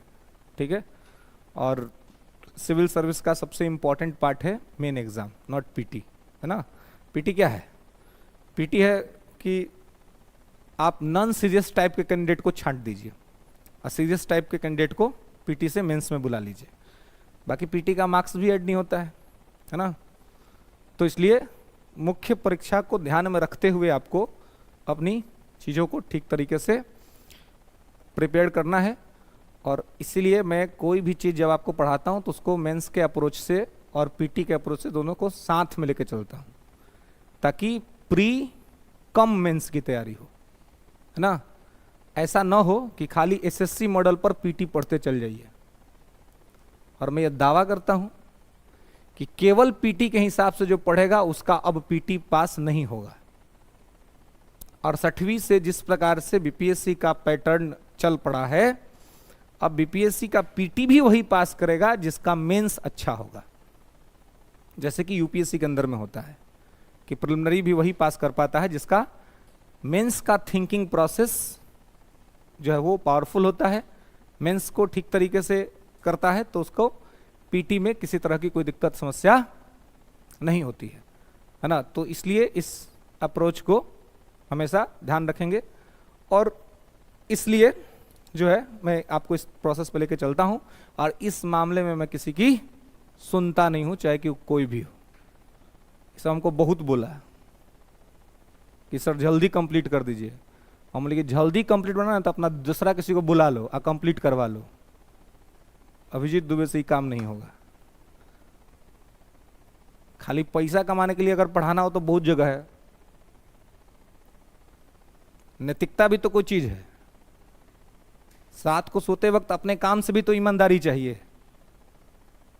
कई मिनट का टॉपिक है? 5 मिनट का टॉपिक है, ओनली 5 मिनट्स। केवल इतना जान जाइए, राष्ट्रपति नियुक्त करता है, इसको हटाया जाता है, कार्यकाल कैग खत्म। ऐसे भी कैग को खत्म किया जा सकता है। कितना टाइम लगेगा? हमको ऐसे करने के लिए बोला सब, हम बोले दूसरा कोई कर देगा, हम तो नहीं करेंगे, अपने मर्जी से करेंगे, अपने हिसाब से करेंगे। टीचर न है, मजदूर थोड़ी है कि हमारा कंप्लीट करके जाना है 6 बजे। हम तो आप लोग को भी बोलते हैं कि यही एक काम है, मजदूरी का काम नहीं है, ये मन का काम है ना, और अपने तरफ से समर्पण का काम है कि I am dedicated for on work. मेरा काम अच्छा होना चाहिए, जो मैं कर रहा हूं उससे मुझे सेटिस्फेक्शन मिलना चाहिए। अगर आप अपने काम से संतुष्ट हैं, दुनिया वाला आपसे संतुष्ट हो जाएगा। हाँ, वो नहीं संतुष्ट होगा जिसको खाली रुपया बनाना होगा। अब कैपिटलिज्म और सोशलिज्म, जब पूंजीवाद आया तो पूंजीवाद का क्या कंसेप्ट है? पूंजीवाद का कंसेप्ट है प्रॉफिट प्रॉफिट प्रॉफिट। कैपिटलिज्म केवल प्रॉफिट पे बात करता है। भारत ने कैपिटलिज्म के प्रोसेस को क्यों नहीं एक्सेप्ट किया? 1950 में हम जब इंडिपेंडेंट हुए तो हमारी इकोनॉमी में हमने मिक्स्ड इकोनॉमी को एक्सेप्ट किया। कैपिटलिज्म और सोशलिज्म को मिक्स कर दिया हमने कहा कि दोनों जगह की जो अच्छी चीजें उसको हम लेंगे। हम केवल कैपिटलिज्म को लेकर के आगे नहीं बढ़ सकते, क्योंकि हमारा सिचुएशन वैसा नहीं है। हमारा सिचुएशन वैसा रहेगा तो हम उसको लेकर बढ़ेंगे। अब सिलेबस ऐसा है, और उस सिलेबस में आप विद्यार्थी को ऐसा पढ़ा दो कि उसका एग्जाम में नहीं निकले, तो अपनी तो नैतिकता, अपना तो स्टैंडर्ड कुछ होना चाहिए कि भाई क्या चल रहा है, कैसे चल रहा है। और दिक्कत ये सबसे बड़ी है इस आजकल के इस इंस्टीट्यूशन के फील्ड में कि इसको संभालने देखने वो सब बैठ जाता है जो पीटी मेंस का कहीं पेपर तक नहीं देखा है। अरे देखोगे तब तो हद हो जाता है कि कभी कभी तब पढ़ाने भी वह सब आ जाता है जो आज तक पेपरवा देखा नहीं है। तो विद्यार्थी के कैरियर के साथ न्याय करेगा कि अन्याय करेगा? ये तो होना चाहिए ना कि भाई आपने पेपर को देखा है, हमने सिलेबस को देखा है कि सिलेबस क्या है, कैसे है, किस तरीके से है। एक विद्यार्थी हमको बोला कि सर एगो महानुभाव आए थे, वो बोल रहे थे कि पॉलिटी में राष्ट्रपति उसपति पढ़ लिए, अब कोची, अब तो हो गया। तो दुर्भाग्य था कि हमारा सामने को नहीं बोला था। हम रहते नहीं हैं, नहीं तो हम उपाय करने में छोड़ते नहीं है, चाहे कोई है ना। तो हम फोन किए, बोले हो पेपरवा देख लो कहियो, एसएससी पढ़ के एसएससी मॉडल में पढ़ा दोगे बीपीएससी को? हैं? पिछला 2 साल से काश पूछ रहा है बीपीएससी, सेलेक्ट होना है, अगर सही में एसडीएम डीएसपी बनना है तो मुख्य परीक्षा पास ना करना पड़ेगा। अब बेवकूफ को कौन बताए? पेपरवा देखा रहेगा तब ना बेवकूफ को पता रहेगा कि जीएस पेपर 2 कंप्लीट पॉलिटी है, 300 में लगभग 125 नंबर का आपका पॉलिटी रहेगा, बढ़ भी सकता है। तो यहां पे अगर मैटर गड़बड़ा गया तो जीवन में कहीं डीएसपी चाहे एसडीएम का पोस्ट मिलेगा? मिलवे नहीं करेगा।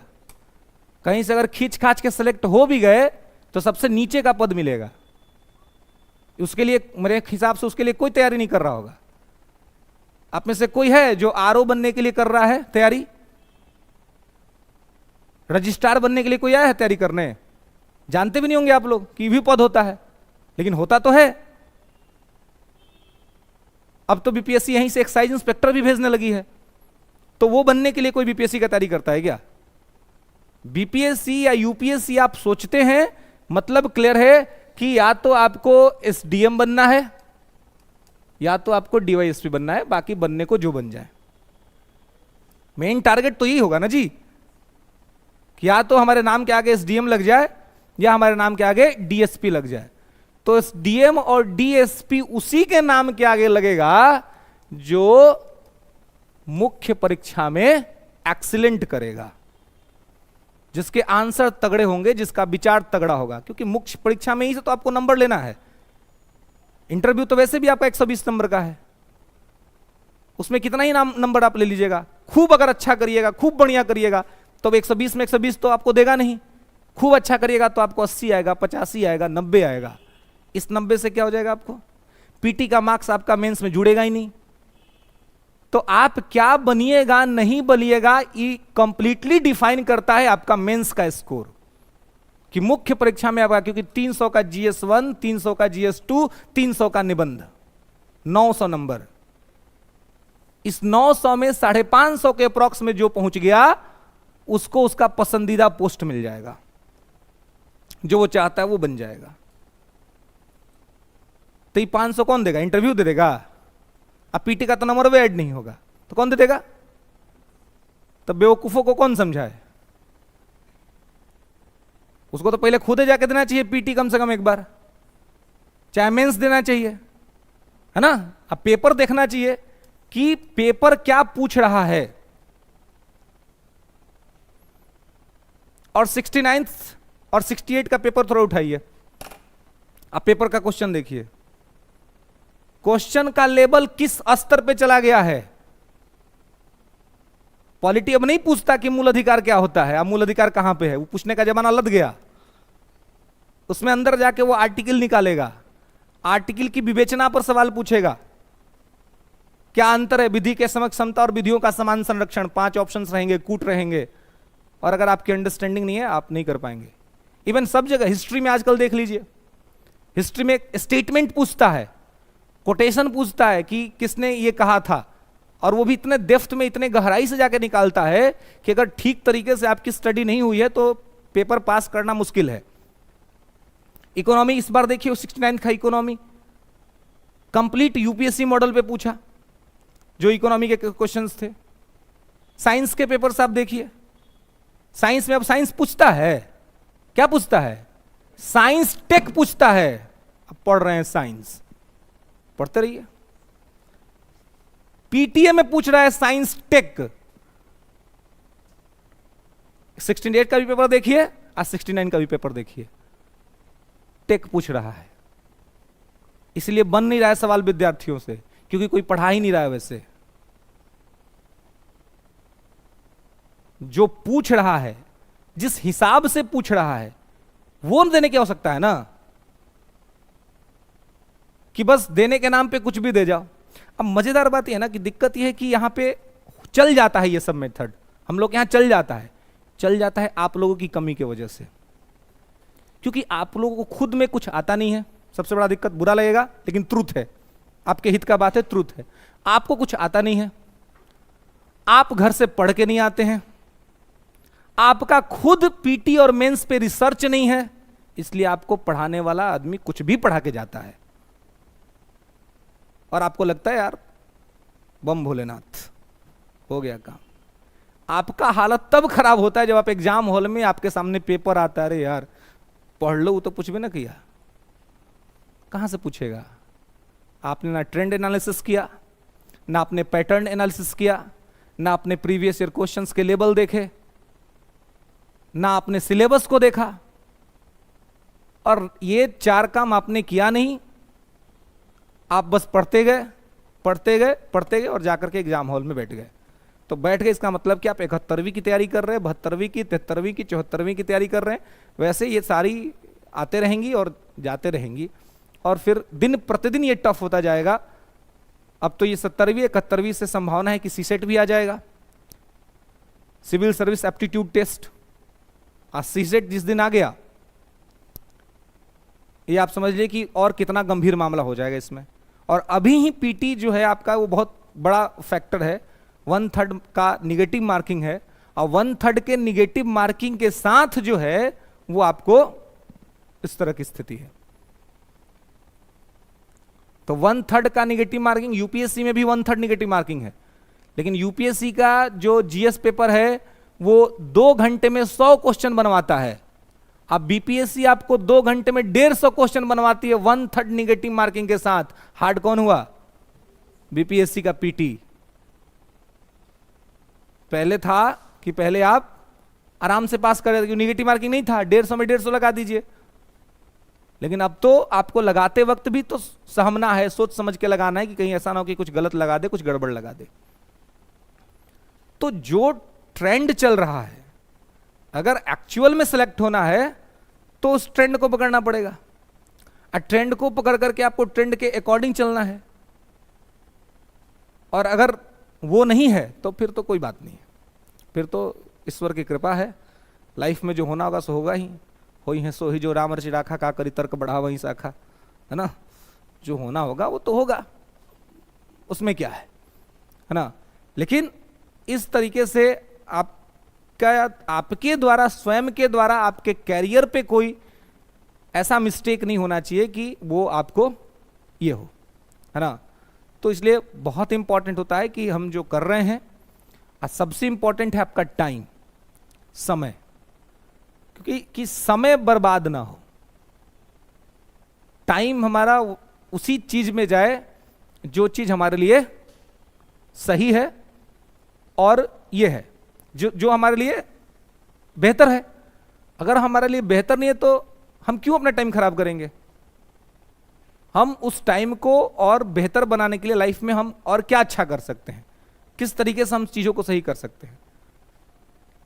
हम लोग के साथ एक समस्या यही होती है कि सामान्य तौर पे समय और समझदारी साथ साथ नहीं होती है। जब समय होता है तो समझदारी नहीं होती है, और जब समझदारी आता है तो समय हाथ से निकल गया रहता है। लेकिन समय और समझदारी दोनों जिसको साथ साथ आ गया, उसको उसके लाइफ में कोई समस्या नहीं होती जी। वो ठीक से अपने आप को संभाल लेता है, ठीक से लेकर के वो चल देता है, उसको किसी तरह की कोई दिक्कत, कोई समस्या नहीं होती है। इसलिए हर चीज के ट्रेंड को समझने का प्रयास कीजिए, और ट्रेंड के अकॉर्डिंग अपने स्टडी को मूव दीजिए। अन्यथा आप ट्रेडिशनली करते चले जाएंगे, और ट्रेंड बहुत मॉडर्न हो चुका। तो मॉडर्न ट्रेंड के साथ अगर आप ट्रेडिशनल ट्रेंड को फॉलो करेंगे तो वहां पे आपका फेल होना निश्चित हो जाएगा। तो मॉडर्न ट्रेंड है, मॉडर्न खुद को बनाना है, और उसके हिसाब से ही आपको अपने प्रिपरेशन को गाइडलाइन करना है, ताकि आप ठीक तरीके से जो वांछित लक्ष्य है उसके पास पहुंच जाए। अन्यथा तमाम तरह की दिक्कतों और समस्याओं का सामना आपको करना पड़ेगा, क्योंकि कैरियर तो आप ही का है ना। End of the time result तो आप ही से पूछा जाएगा, ना हमसे पूछा जाएगा, ना संस्था से पूछा जाएगा, ना किसी और से पूछा जाएगा। आपके माता पिता, आपके चाहने वाले आप ही से पूछेंगे कि और कब तक, और कब। समाज के ताने आप ही को सुनने पड़ेंगे, दूसरा कोई तो नहीं सुनने जाएगा ना। कहते हैं कि जब आप सफल होते हैं, जब आप सफल होते हैं तो दुनिया आपसे परिचय करती है, लोग आपको जानने की कोशिश करते हैं, आपका नाम होता है, लोग आपको फूल माला पहनाते हैं, आप तो आजकल सोशल मीडिया हो गया, वीडियोस बनते हैं, आप वायरल हो जाते हैं तुरंत। आप सफल होते हैं तब दुनिया आपसे परिचय करती है। लेकिन जब आप असफल होते हैं तो आपका परिचय दुनिया से होता है। अब देखिए कि दुनिया कैसी है। दुनिया आपको इग्नोर करेगी, दुनिया आपको वैल्यू नहीं देगी, दुनिया आपके बातों को महत्व नहीं देगी, दुनिया आपको अपने किसी बड़े फेस्टिवल्स, कोई बड़े ऑर्गेनाइजेशन में आपको इनवाइट नहीं करेगी, क्योंकि आपके जाने ना जाने से उनको कोई फर्क नहीं पड़ता है जी। जब आप असफल होते हैं तो दुनिया से आपका परिचय होता है, और जब आप सफल होते हैं दुनिया आपसे परिचय करती है। प्रयास यही करे जीवन में कि दुनिया आपसे परिचय करे, आपका परिचय दुनिया से ना हो। क्योंकि आपका परिचय जिस दिन दुनिया से होगा वो बहुत ही दुखदाई दिन होगा, वो बहुत गड़बड़ समय होगा और वो आपको बहुत परेशान कर देगा। तो इसलिए प्रयास ऐसा करें कि आपसे ही लोग परिचय करने आए, आपको दुनिया से परिचय ना करना पड़े, क्योंकि अगर वैसी सीन आएगी तो फिर वहाँ पे आपको दिक्कत समस्या झेलना पड़ सकता है। तो अपनी स्थिति के हिसाब से ना, और जो चीज़ें आपने पीछे पढ़ लिया उस सब चीज़ पे ऐसा कंट्रोल करें कि उसमें कहीं कोई गलती ना हो। ट्रेंड के हिसाब से आप अपना प्रैक्टिस, अपनी चीज़ों को जारी रखें, ताकि समय भी अब आपके पास बहुत ज़्यादा है नहीं, है ना, सामने है एग्ज़ाम, अब ज़्यादा टाइम रहा नहीं, तो आपको सब चीज़ को पढ़ना भी है, रिवीजन भी करना है, याद भी करना है, करंट अफेयर्स को भी आपको पढ़ना है, उसे भी आपको याद करना है। तो सब चीज़ को एंड ऑफ द टाइम आपको याद ही करना है। तो ऐसे में किस तरीके से आप ठीक को व्यवस्थित कीजिएगा, ये आपके लिए बहुत बड़ा चैलेंज है। और जो अपने आप को ठीक से कर लेगा व्यवस्थित, उसको किसी तरह का कोई दिक्कत नहीं होगा, और जो व्यवस्थित नहीं कर पाएगा उसको समस्या का सामना करना पड़ सकता है। इसलिए अपने आप को ठीक तरीके से सिलेबस के अकॉर्डिंग, ज़्यादा ट्रेंड तो है भी नहीं, 2 ही साल का ट्रेंड है, तो आसान है आपके लिए इसको सेलेक्ट करना, इसको पॉइंट आउट करना। 69वीं है, 68वीं है, इसी को आपको देखना है, केवल इसी के आधार पे आपको गेसिंग करना है, इसी के आधार पे आपको अपना रास्ता बनाना है। 10 साल हो गया रहता तो थोड़ा चैलेंजिंग होता, 2 ही साल का तो है। 2 साल के पेपर को उठाना है, बारीक से उसका अध्ययन करना है, बारीक से अध्ययन करके उसके चैप्टर्स को देखना है, किस चैप्टर को फोकस कर रहा है, कहाँ से पूछ रहा है, उस चैप्टर को सिलेक्ट करके पढ़ लेना है। स्मार्ट स्टडी, हार्ड स्टडी नहीं करना है, स्मार्ट स्टडी करना है।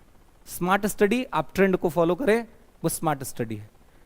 इस दुनिया में हमेशा हार्ड वर्क करने वाले लोगों को पैसा कम मिलता है, पद नीचे का मिलता है। स्मार्ट वर्क करने वालों को पैसा भी ज्यादा मिलता है और सम्मान भी ज्यादा मिलता है। सड़क पर बेचारा रिक्शा वाला अपने खून के ताकत से रिक्शा चलाता है, और वहां पे लोग जब उससे पूछते हैं कि भाड़ा लेके जाओगे कहीं, इतनी गर्मी में चिलचिलाती धूप में वो लोग के जाता है, लोग उससे बार्गेनिंग करते हैं, जबकि पता है कि वो पेट्रोल पे नहीं चल रहा जी, वो उसके खून पे चल रहा है, उसके अंदर के मेहनत पे चल रहा है। फिर भी लोग उससे बार्गेनिंग करते हैं, 20 रुपए ले लो, 15 रुपए ले लो, 30 रुपए ले लो। क्यों? क्योंकि हार्ड वर्क कर रहा है। आप यहीं बैठे बैठे अपने फोन से रैपिडो डाउन करते हैं, रैपिडो बुक करते हैं, पहले आपको पता है कि क्या प्राइस है, उतारता है, आप तुरंत उसको प्राइस देते हैं, कोई मोल भाव नहीं, कोई कुछ नहीं, कोई कम बेस नहीं, कुछ ज्यादा नहीं, चलो भाई ले जाओ। स्मार्ट वर्क है, वो स्मार्ट वर्क कर रहा है। तो पूरा का पूरा ट्रेंड समय ही बदला हुआ है।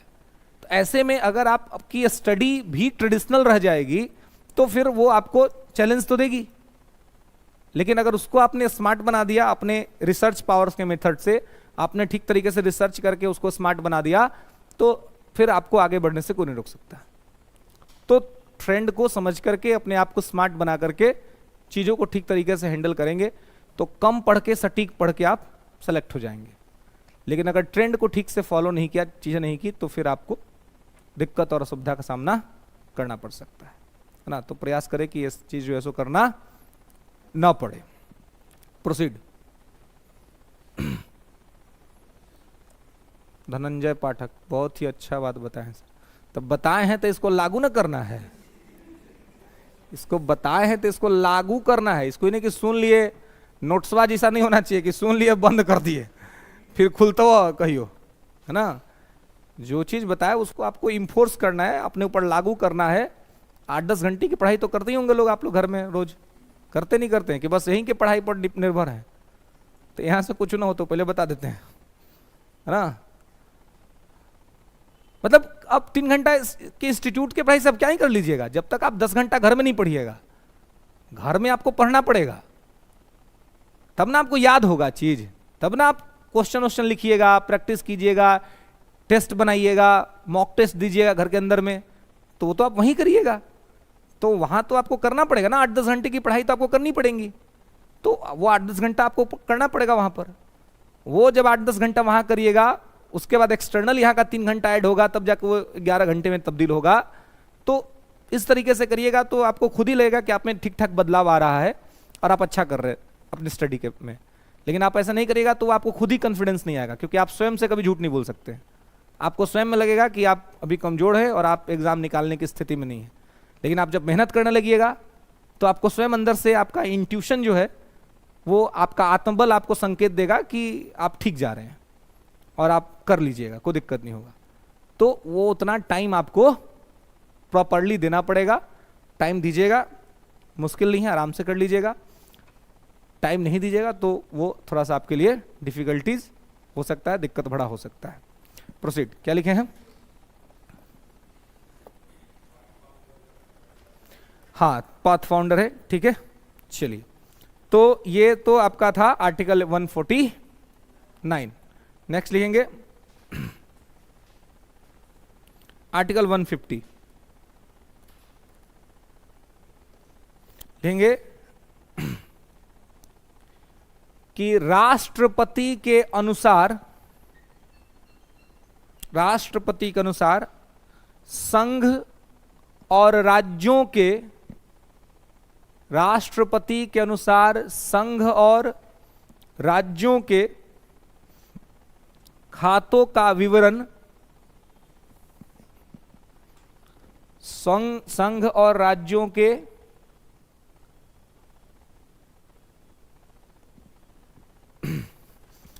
खातों का विवरण रखना होगा। According to the president advice,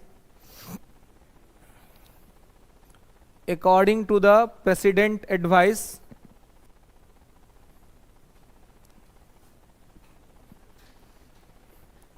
according to the president advice, center and state account, center and state account information kept, information kept. तो केंद्र और राज्य का जो खाता संबंधी जो सूचना है कि कितने खातों से कहां पे क्या खर्चा हो रहा है ना, कहां पे क्या हो रहा है, इस सब चीज का भी राष्ट्रपति के अनुसार उसको ये रखना है। अब देखिए, चूंकि दोनों का ऑडिट करता है, तो केंद्र का भी करता है, राज्य का भी करता है, तो ये अपना ऑडिट, ये पूछा जाता है कि ऑडिट किसको देगा, तो ये अपना रिपोर्ट दे देगा राष्ट्रपति को, ये राष्ट्रपति को सौंपता है। राष्ट्रपति उसको दे देगा प्रिजाइडिंग अफसर को, है ना, लोकसभा में दे देगा। तो आपको पता है कि लोकसभा में 3 महत्वपूर्ण फाइनेंशियल कमिटीज हैं, है ना, estimate committee, public account committee और जो है सो सार्वजनिक उपक्रम समिति। तो पब्लिक अकाउंट कमिटी जो है लोक लेखा समिति, तो लोक लेखा समिति को ये रिपोर्ट दे दिया जाता है। अब लोक लेखा समिति पब्लिक अकाउंट कमिटी कैग के रिपोर्ट का जांच करती है। और आपको पता है कि पब्लिक अकाउंट कमिटी का जो लीडर होता है वो ऑपोजिशन का लीडर होता है ना। तो जब ऑपोजिशन का लीडर जब जांच करेगा तो आप समझ रहे हैं ना, वो कहीं से खोज के गलती निकालने का कोशिश करेगा कि कहीं तो निकले कि सरकार को भ्रष्टाचारी सिद्ध कर पाए कि सरकार भ्रष्टाचार कर रही है। तो ये ऐसा तार बनाया गया है कि अगर कैग ने कोई बात लिख दी होगी भ्रष्टाचार से संबंधित, तो वो फिर छिपेगा नहीं, फिर वो दबेगा नहीं, है ना, फिर वो उसका पॉप आउट होना कंफर्म है, वो बाहर आएगा ही आएगा, है ना। तो ये इस प्रकार से इसको यहां पे रखा गया है। क्लियर है? नेक्स्ट, तो यहां पे इसको ध्यान रखेंगे। आगे लिखेंगे आर्टिकल 151। ये वही बात है, इसमें कुछ खास अलग बात नहीं है कि जो अभी हमने बात की कि कैग का रिपोर्ट कैग अपना रिपोर्ट राष्ट्रपति को सौंपेगा। ठीक है, लेंगे कि कैग अपना रिपोर्ट, आर्टिकल 151,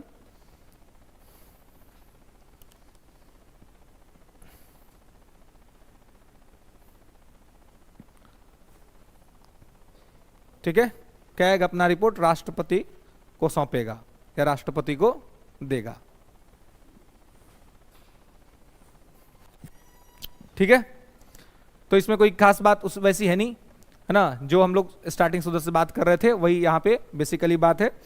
तो कैग का जो है वो इस प्रकार से ये है अपना। ठीक है, अब थोड़ा सा आप कैग का हिस्ट्री समझ लीजिए कि कैग का इतिहास क्या है ना। तो थोड़ा सा एक शॉर्ट हेडिंग बनाएंगे, हिस्ट्री ऑफ कैग, नियंत्रक और महालेखा परीक्षक का इतिहास।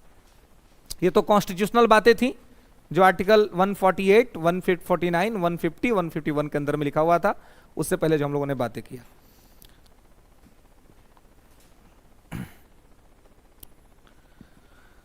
अब कैग का कार्यालय भारत में सबसे पहले कब स्थापित हुआ था? हिस्ट्री में पढ़े होंगे आप लोग।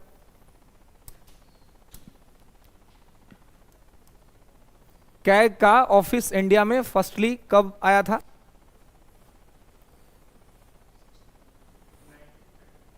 1934।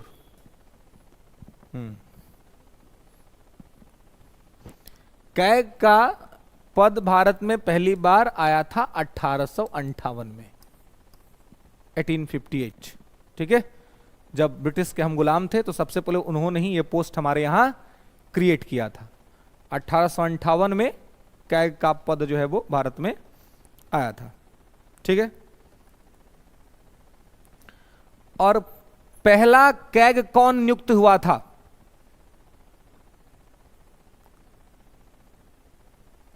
कैग के पद पे पहली बार नियुक्ति किसकी हुई थी? तो कैग स्वतंत्रता से पहले, अब इतिहास की बात कर रहे हैं तो बेसिक लेवल से बात करेंगे ना। आप दोनों बता दीजिए। चलिए, बाद वाला बताइए। बी नरहरि राव। ठीक है, पहले वाला बताइए। नहीं पता है, कोई बात नहीं है, मैं बता देता हूं, लिख लीजिए। एडमंड, ये या एडवर्ड ड्रम्ड, एडवर्ड ड्रम्ड पहले कैग एडवर्ड ड्रम्ड थे। इनकी नियुक्ति 1860 में हुई थी।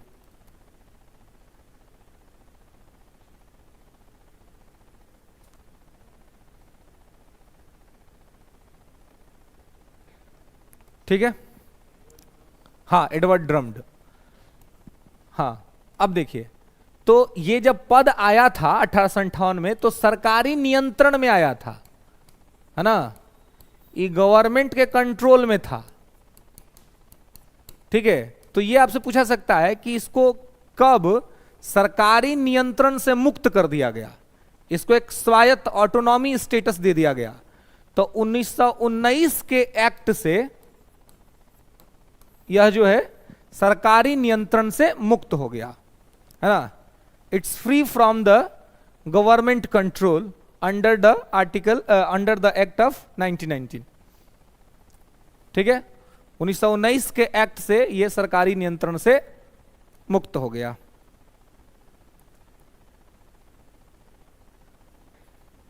ठीक है,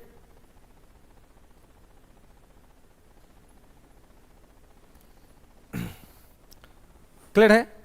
तो 1858 में आया, पहले एडवर्ड ड्रम्ड थे, सरकारी नियंत्रण में आया था, लेकिन 1919 के एक्ट से इसे स्वायत्त का दर्जा दिया गया, ऑटोनोमस स्टेटस इसको ग्रांट किया गया, स्वायत्त दर्जा इसको प्रदान किया गया। क्लियर है, कोई दिक्कत? चलिए नेक्स्ट आइए। आफ्टर इंडिपेंडेंट, थोड़ा याद ना हलो क्या है, ये सब तो याद करे पड़तो ना। किसको किसको याद है जी आफ्टर इंडिपेंडेंट कैग? खाली उसी को याद था। नरहरि, बीएल नरहरि राव। देखिए, अपने से भी कुछ कुछ काम आप लोगों को करते रहना है, अपना समझ रहे ना। मतलब कि आपको इस बात पर डिपेंड नहीं रखना है कि खाली कोई पढ़ाएगा कहीं से कुछ आपको मैंने क्यों कहा कि ट्रेंड पकड़िए। आजकल तो सूचना का इतना भरमार है कि आपके पास हर चीज आपको मिल सकता है, इजीली आपके पास अवेलेबल हो सकता है, बशर्ते कि आपको उसका आर्ट पता हो, आपको पता हो कि कैसे आप कर सकते हैं और क्या आपको करना है ना। और अभी के समय में सबसे मच एंड मोर इम्पॉर्टेंट है, ये जानना उतना इम्पॉर्टेंट नहीं है कि क्या पढ़ना है, ये जानना ज़्यादा इम्पॉर्टेंट है कि क्या नहीं पढ़ना है। समझ रहे? क्या नहीं पढ़ना है ये जानना सबसे ज़्यादा ज़रूरी है, ताकि आपका पूरा का पूरा फोकस जो है वो पढ़ने वाली चीज़ों पर जाए। और ये आपको आसानी से पता चल जाएगा आपके प्रीवियस ईयर से। आपका जो प्रीवियस ईयर क्वेश्चन है 2 बार का, 2 ही बार का, ये बहुत आसान है कि 2 ही बार का है। आपको ज्यादा पीछे नहीं जाना है, आपको 64वीं 65वीं 56 59वीं सब नहीं देखना है, क्योंकि ट्रेंड 68 से बदला है। तो 68 और 69 यही 2 साल का है। ये 2 साल का पेपर उठाइए, उसका पेपर का क्वेश्चन पेपर का शॉर्ट नोट्स बनाइए, पॉइंट कलेक्ट कीजिए, टॉपिक कलेक्ट कीजिए, और उसी पॉइंट उसी टॉपिक को रगड़ के पढ़ जाइए, आराम से एग्जाम पास कर जाइए। तुलनात्मक की पूरा कथानक जानने के, है ना, क्योंकि वहां से आपको वो मेजर पॉइंट्स मिल जाएंगे, आपको टॉपिक्स मिल जाएंगे, है ना, करंट्स पता चल जाएगा, ये करंट का ट्रेंड क्या है, कहाँ से पूछ रहा है, किससे पूछ रहा है ना, ये पता चल जाएगा आपको, और उस ट्रेंड के मुताबिक जो है सो आप कर सकते हैं। क्योंकि यहाँ कोई करके आपको देगा नहीं, समझ रहे हैं, तो आपको क्या करना पड़ेगा, स्वयं करना पड़ेगा, है ना, आपको स्वयं करना पड़ेगा। जब आपको पता हो कि कोई मेरे लिए नहीं कर सकता, तो आपको क्या करना पड़ेगा, स्वयं करना पड़ेगा। नहीं करिएगा तो फिर क्या हो जाएगा, रफ्तार में आप धीमा पड़ जाइएगा, दिक्कत हो जाएगा। तो ये बहुत इंपॉर्टेंट है कि उसके अकॉर्डिंग आप अपने आप को प्रिपेयर करें। तो इस तरीके से यहाँ पे स्थापित हुआ। बाद में कॉन्स्टिट्यूशन बना, तो आप कॉन्स्टिट्यूशनल स्टेटस देख ही रहे हैं कि क्या जो है सो इसको यहाँ पे रख लिया गया। इसकी महत्वपूर्ण भूमिका क्या है, तो सरकार को होने वाले भ्रष्टाचार के बारे में अवगत कराना, बता देना।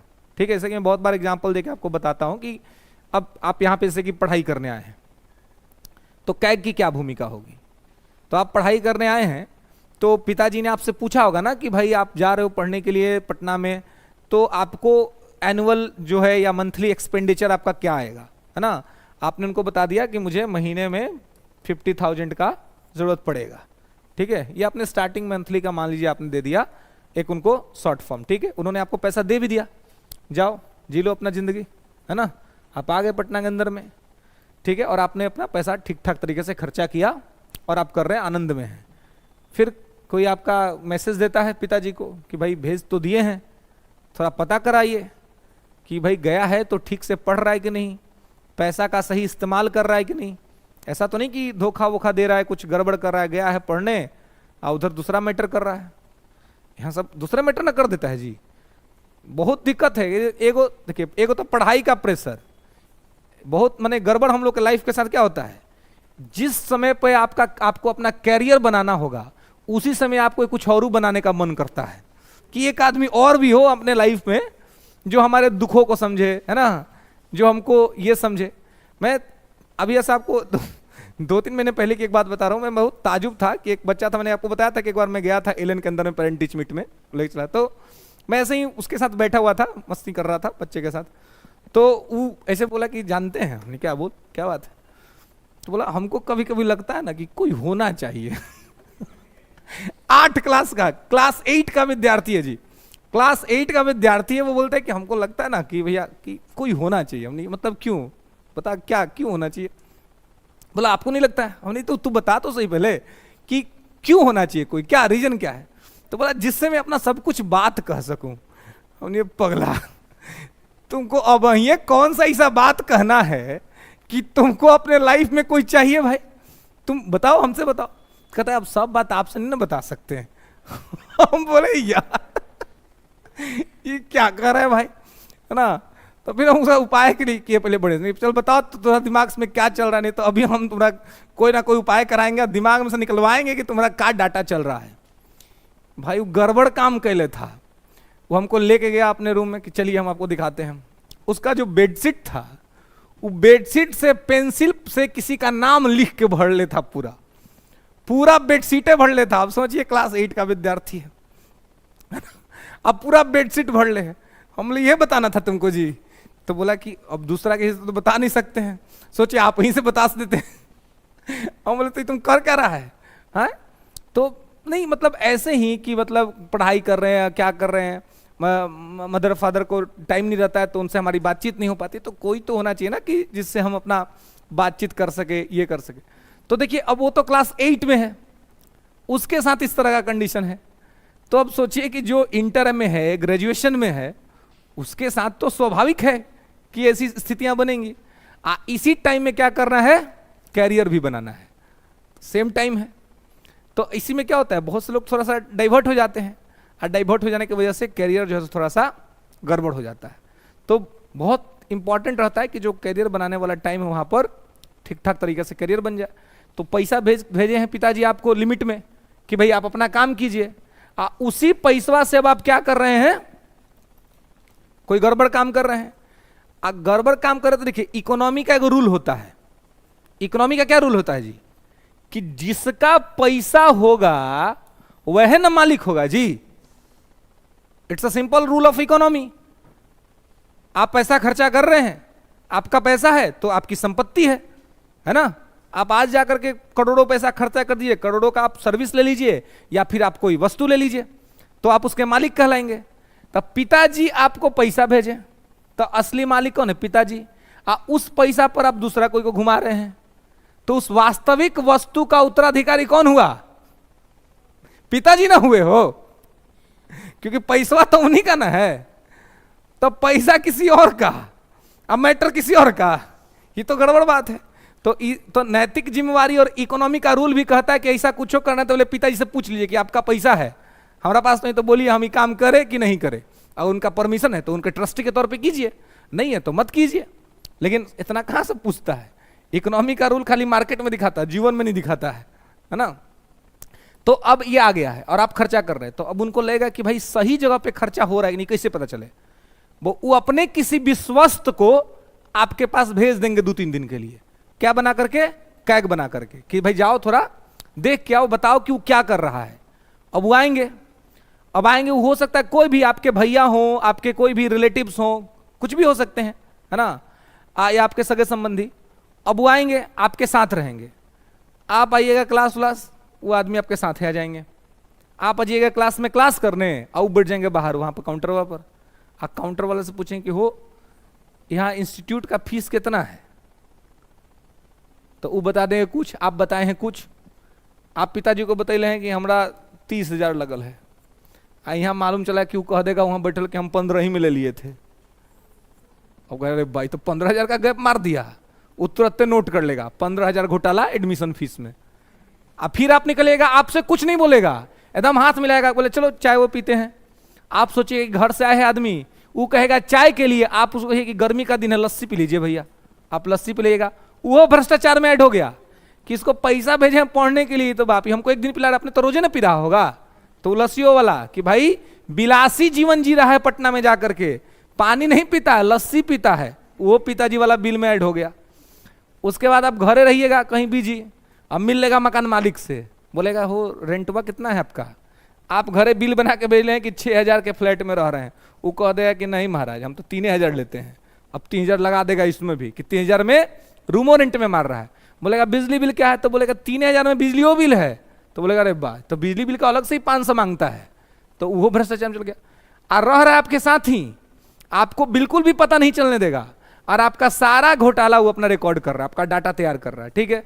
फिर आप सोचेंगे कि भाई गांव से आए हैं, फिर 2 दिन में चल जाएंगे, तो आप अच्छा सोचिएगा कि इनको कुछ बढ़िया चीज बनाना है, खिलाते हैं। आप तो नॉर्मली दिन जीवन काट रहे हैं, उनके लिए कहे कि भाई आप चिकन बना देते हैं, मटन बना देते हैं, भैया खाइए खुश रहिए बढ़िया से। वो खाएंगे, खाने में कमी नहीं करेंगे, खूब दबा के खाएंगे, है ना। लेकिन उसका भी बिल ऐड करेंगे कि अरे इस जगह तो खाना पीना भी इसका यही है, अब वो भी भ्रष्टाचार में जा रहा है। उसके बाद अब क्या होगा कि आप सोचिए कि आए हैं तो चलिए एक दिन कहीं पटना में घुमा उमा देते हैं, नयका जो है सो म्यूजियम में घुमा देते हैं, तारामंडल घुमा देते हैं, मॉल वॉल घुमा देते हैं। चलिए आप सोचिए कि आए हैं तो तुमने घुमा दे, आप अच्छा सोच रहे हैं, लेकिन वो भी आपके भ्रष्टाचार में जा रहा है कि क्लास छोड़ करके, पढ़ाई छोड़ करके ये रोजो मॉल जाता है, ये रोजो तारामंडल जाता है, ये रोजो जो है सो म्यूजियम जाता है। अभी सब डाटा तैयार हो गया, आप जाइएगा बस स्टैंड में, बस में बैठा दीजिएगा, प्रणाम करके आ जाइएगा, आपको लगेगा कि बहुत बढ़िया से भैया चाचा विदा हो गए। और जैसे वो घरे पहुंचेंगे वो अपना रिपोर्ट दे देंगे पिताजी को कि है देखिए इंस्टीट्यूट फीस में भी मारा है, रूम रेंट में भी मारा है, बिजली बिल में भी मारा है, सब जगह पर घोटाला किया है। और जैसे ही पिताजी को पता चलेगा, अब क्या करेंगे कि अगला जो फंड भेजेंगे वो फंड में सारा खर्चवा कम कर देंगे, आज जितना जो रिपोर्ट गया है उसी के हिसाब से आपको पैसा आएगा, फिर जीवन जीना मुश्किल हो जाएगा। कैग ऐसे ही करता है। कैग सरकार को खर्चा करते वक्त नहीं रोकता है, कहता है कि आप धूमधाम से खर्चा कीजिए, हमें कोई दिक्कत नहीं है, खर्चा कर लीजिएगा, तब ऑडिट करता है। जैसे कि 2G स्पेक्ट्रम घोटाला, 2G स्पेक्ट्रम ए राजा जो मंत्री थे, संचार मंत्री, तो उन पर क्या आरोप लगा? उन पे आरोप लगा कि उन्होंने स्पेक्ट्रम सस्ता में बेचा। मान ली कि जो स्पेक्ट्रम जो है सरकार का रिसोर्स है, तो स्पेक्ट्रम जो 50 करोड़ में बिकना चाहिए उसको आपने 40 करोड़ में बेच दिया, तो 10 करोड़ का लॉस किसको हुआ? सरकार का। लेकिन डायरेक्ट ए राजा को फायदा भी नहीं दिख रहा था, लेकिन जब जांच हुआ तो पता चला क्या कि उनको अलग से फ्लैट मिला हुआ है दुबई के अंदर में, कहीं पे अलग से उनके अकाउंट में पैसा क्रेडिट हुआ है। तो ये कौन किया? जिस कंपनी को आपने लाभ पहुंचाया उस कंपनी ने कर दिया। तो ये सब घोटाले की स्थिति को जांच कर, आप देखेंगे कितना आदमी सबको घरे में कमा लेता है, घरे में मैंने आय का स्रोत ढूंढ लेगा। से पिताजी मान ली बीजी हैं, वो सब्जी लाने नहीं जाएंगे तो 200 रुपया ग्रांट करेंगे 2 दिन पर के, लाओ भाई 200 रुपया का तुम सब्जी लाना। वो कहेगा ठीक है दीजिए, वो कहेगा कि रुकिए, सब्जी लाने जाएगा ना तो एकदम रात को जाएगा, खूब रात को 10 बजे के बाद, जब एकदम छांट सब्जी सब रहेगा मार्केट में। अब इसको कहते हैं एस्टीमेट में घोटाला। अब एस्टीमेट में कैसे मारेगा? तो 200 का एस्टीमेट है ना, तो वो 200 का सामान ला के रख देगा, आपको दिखा देगा कि देखिए 200 का लाए हैं, लेकिन पालक लाएगा एकदम सरल पालक, है ना, एकदम सरला हवा लाएगा, ठीक है। अब वो खाइएगा तो एकदम उल्टी हो जाए, वोमिटिंग हो जाए, लेकिन वो दिखा देगा कि देखिए हम किए हैं। कैसे? इसे पुल ओल में होता है, उद्घाटन होने से पहले ही पुल धंस जाता है। पुल तो बना ना, लेकिन पुल बना, लेकिन पुल में क्या हुआ? मेटलिस्टिक स्कैम हुआ, उसमें अच्छा क्वालिटी का कंक्रीट नहीं डाला गया तो पुल धंस गया। तो वैसे ही क्या करेगा, मतलब खराब क्वालिटी का सब्जी लाएगा तो क्वांटिटी में दिखलाएगा कि 200 का है, लेकिन क्वालिटी उसका 100 रुपया का नहीं है। तो सस्ता उठा के लाया है तो पैसा बचा ना होगा, तो पैसा उसके पॉकेट में गया, वो दिखा दिया कि देखिए हमने इतना का किया है। तो इस सब तरह का भी घोटाला का पता लगा लेता है कैग। किसी भी प्रकार से करिएगा ना तो छोड़ेगा नहीं, वो मार्केट वैल्यू देखता है कि मार्केट वैल्यू पर बेचा है कि नहीं बेचा है। चाहे कोई चीज खरीदा है तो मार्केट वैल्यू पे खरीदा है कि नहीं खरीदा है। ऐसा तो नहीं कि जो सामान 500 का मिल रहा है उसको 1500 का खरीद लिया। ये भी होता है, किसी को आपको लाभ पहुंचाना है तो वो 1500 का बेच रहा है, उसको आप 1500 का ले लिए, आपने 1500 का बिल बना के भेज दिया। दूसरा जगह से लेते तो आपको 1000 में मिल जाता, लेकिन आप जिससे 1500 में खरीदे हैं वो हो सकता है कि 300 रुपया आपको बैकडोर से भेज देगा। तो लॉस हो गया सरकार का, फायदा आपका भी हो गया, फायदा कंपनी का भी हो गया। यह भी एक प्रकार का स्कैम है। तो इस हर तरह के स्कैम का जांच करने का काम कैग करता है और कैग जांच करके रिपोर्ट अपना सबमिट करता है। क्या? हाँ, तो वही मैंने आपको बताया कि स्टार्टिंग में क्या बोला हमने कि अंबेडकर साहब ने यही कहा कि ये मृत व्यक्ति को जिला नहीं सकता है, लेकिन पोस्टमार्टम करके मृत होने के कारण बता सकता है, ताकि भविष्य में ऐसा फिर बीमारी ना हो कोई। यानी कि भविष्य के लिए ये एक ड्राफ्ट तैयार करता है कि भविष्य नहीं कोई पैसा रिकवरी नहीं होता है आपका, जो हाँ जो भ्रष्टाचार हो गया सो हो गया, है ना। तो ये भ्रष्टाचार को नहीं रोकता है, लेकिन भ्रष्टाचार कैसे हो रहा है ये सब बताता है। ठीक है, यहां तक कोई दिक्कत, कोई समस्या नहीं ना? चलिए नेक्स्ट क्लास में मिलेंगे, इसके आगे बात करेंगे। ओके।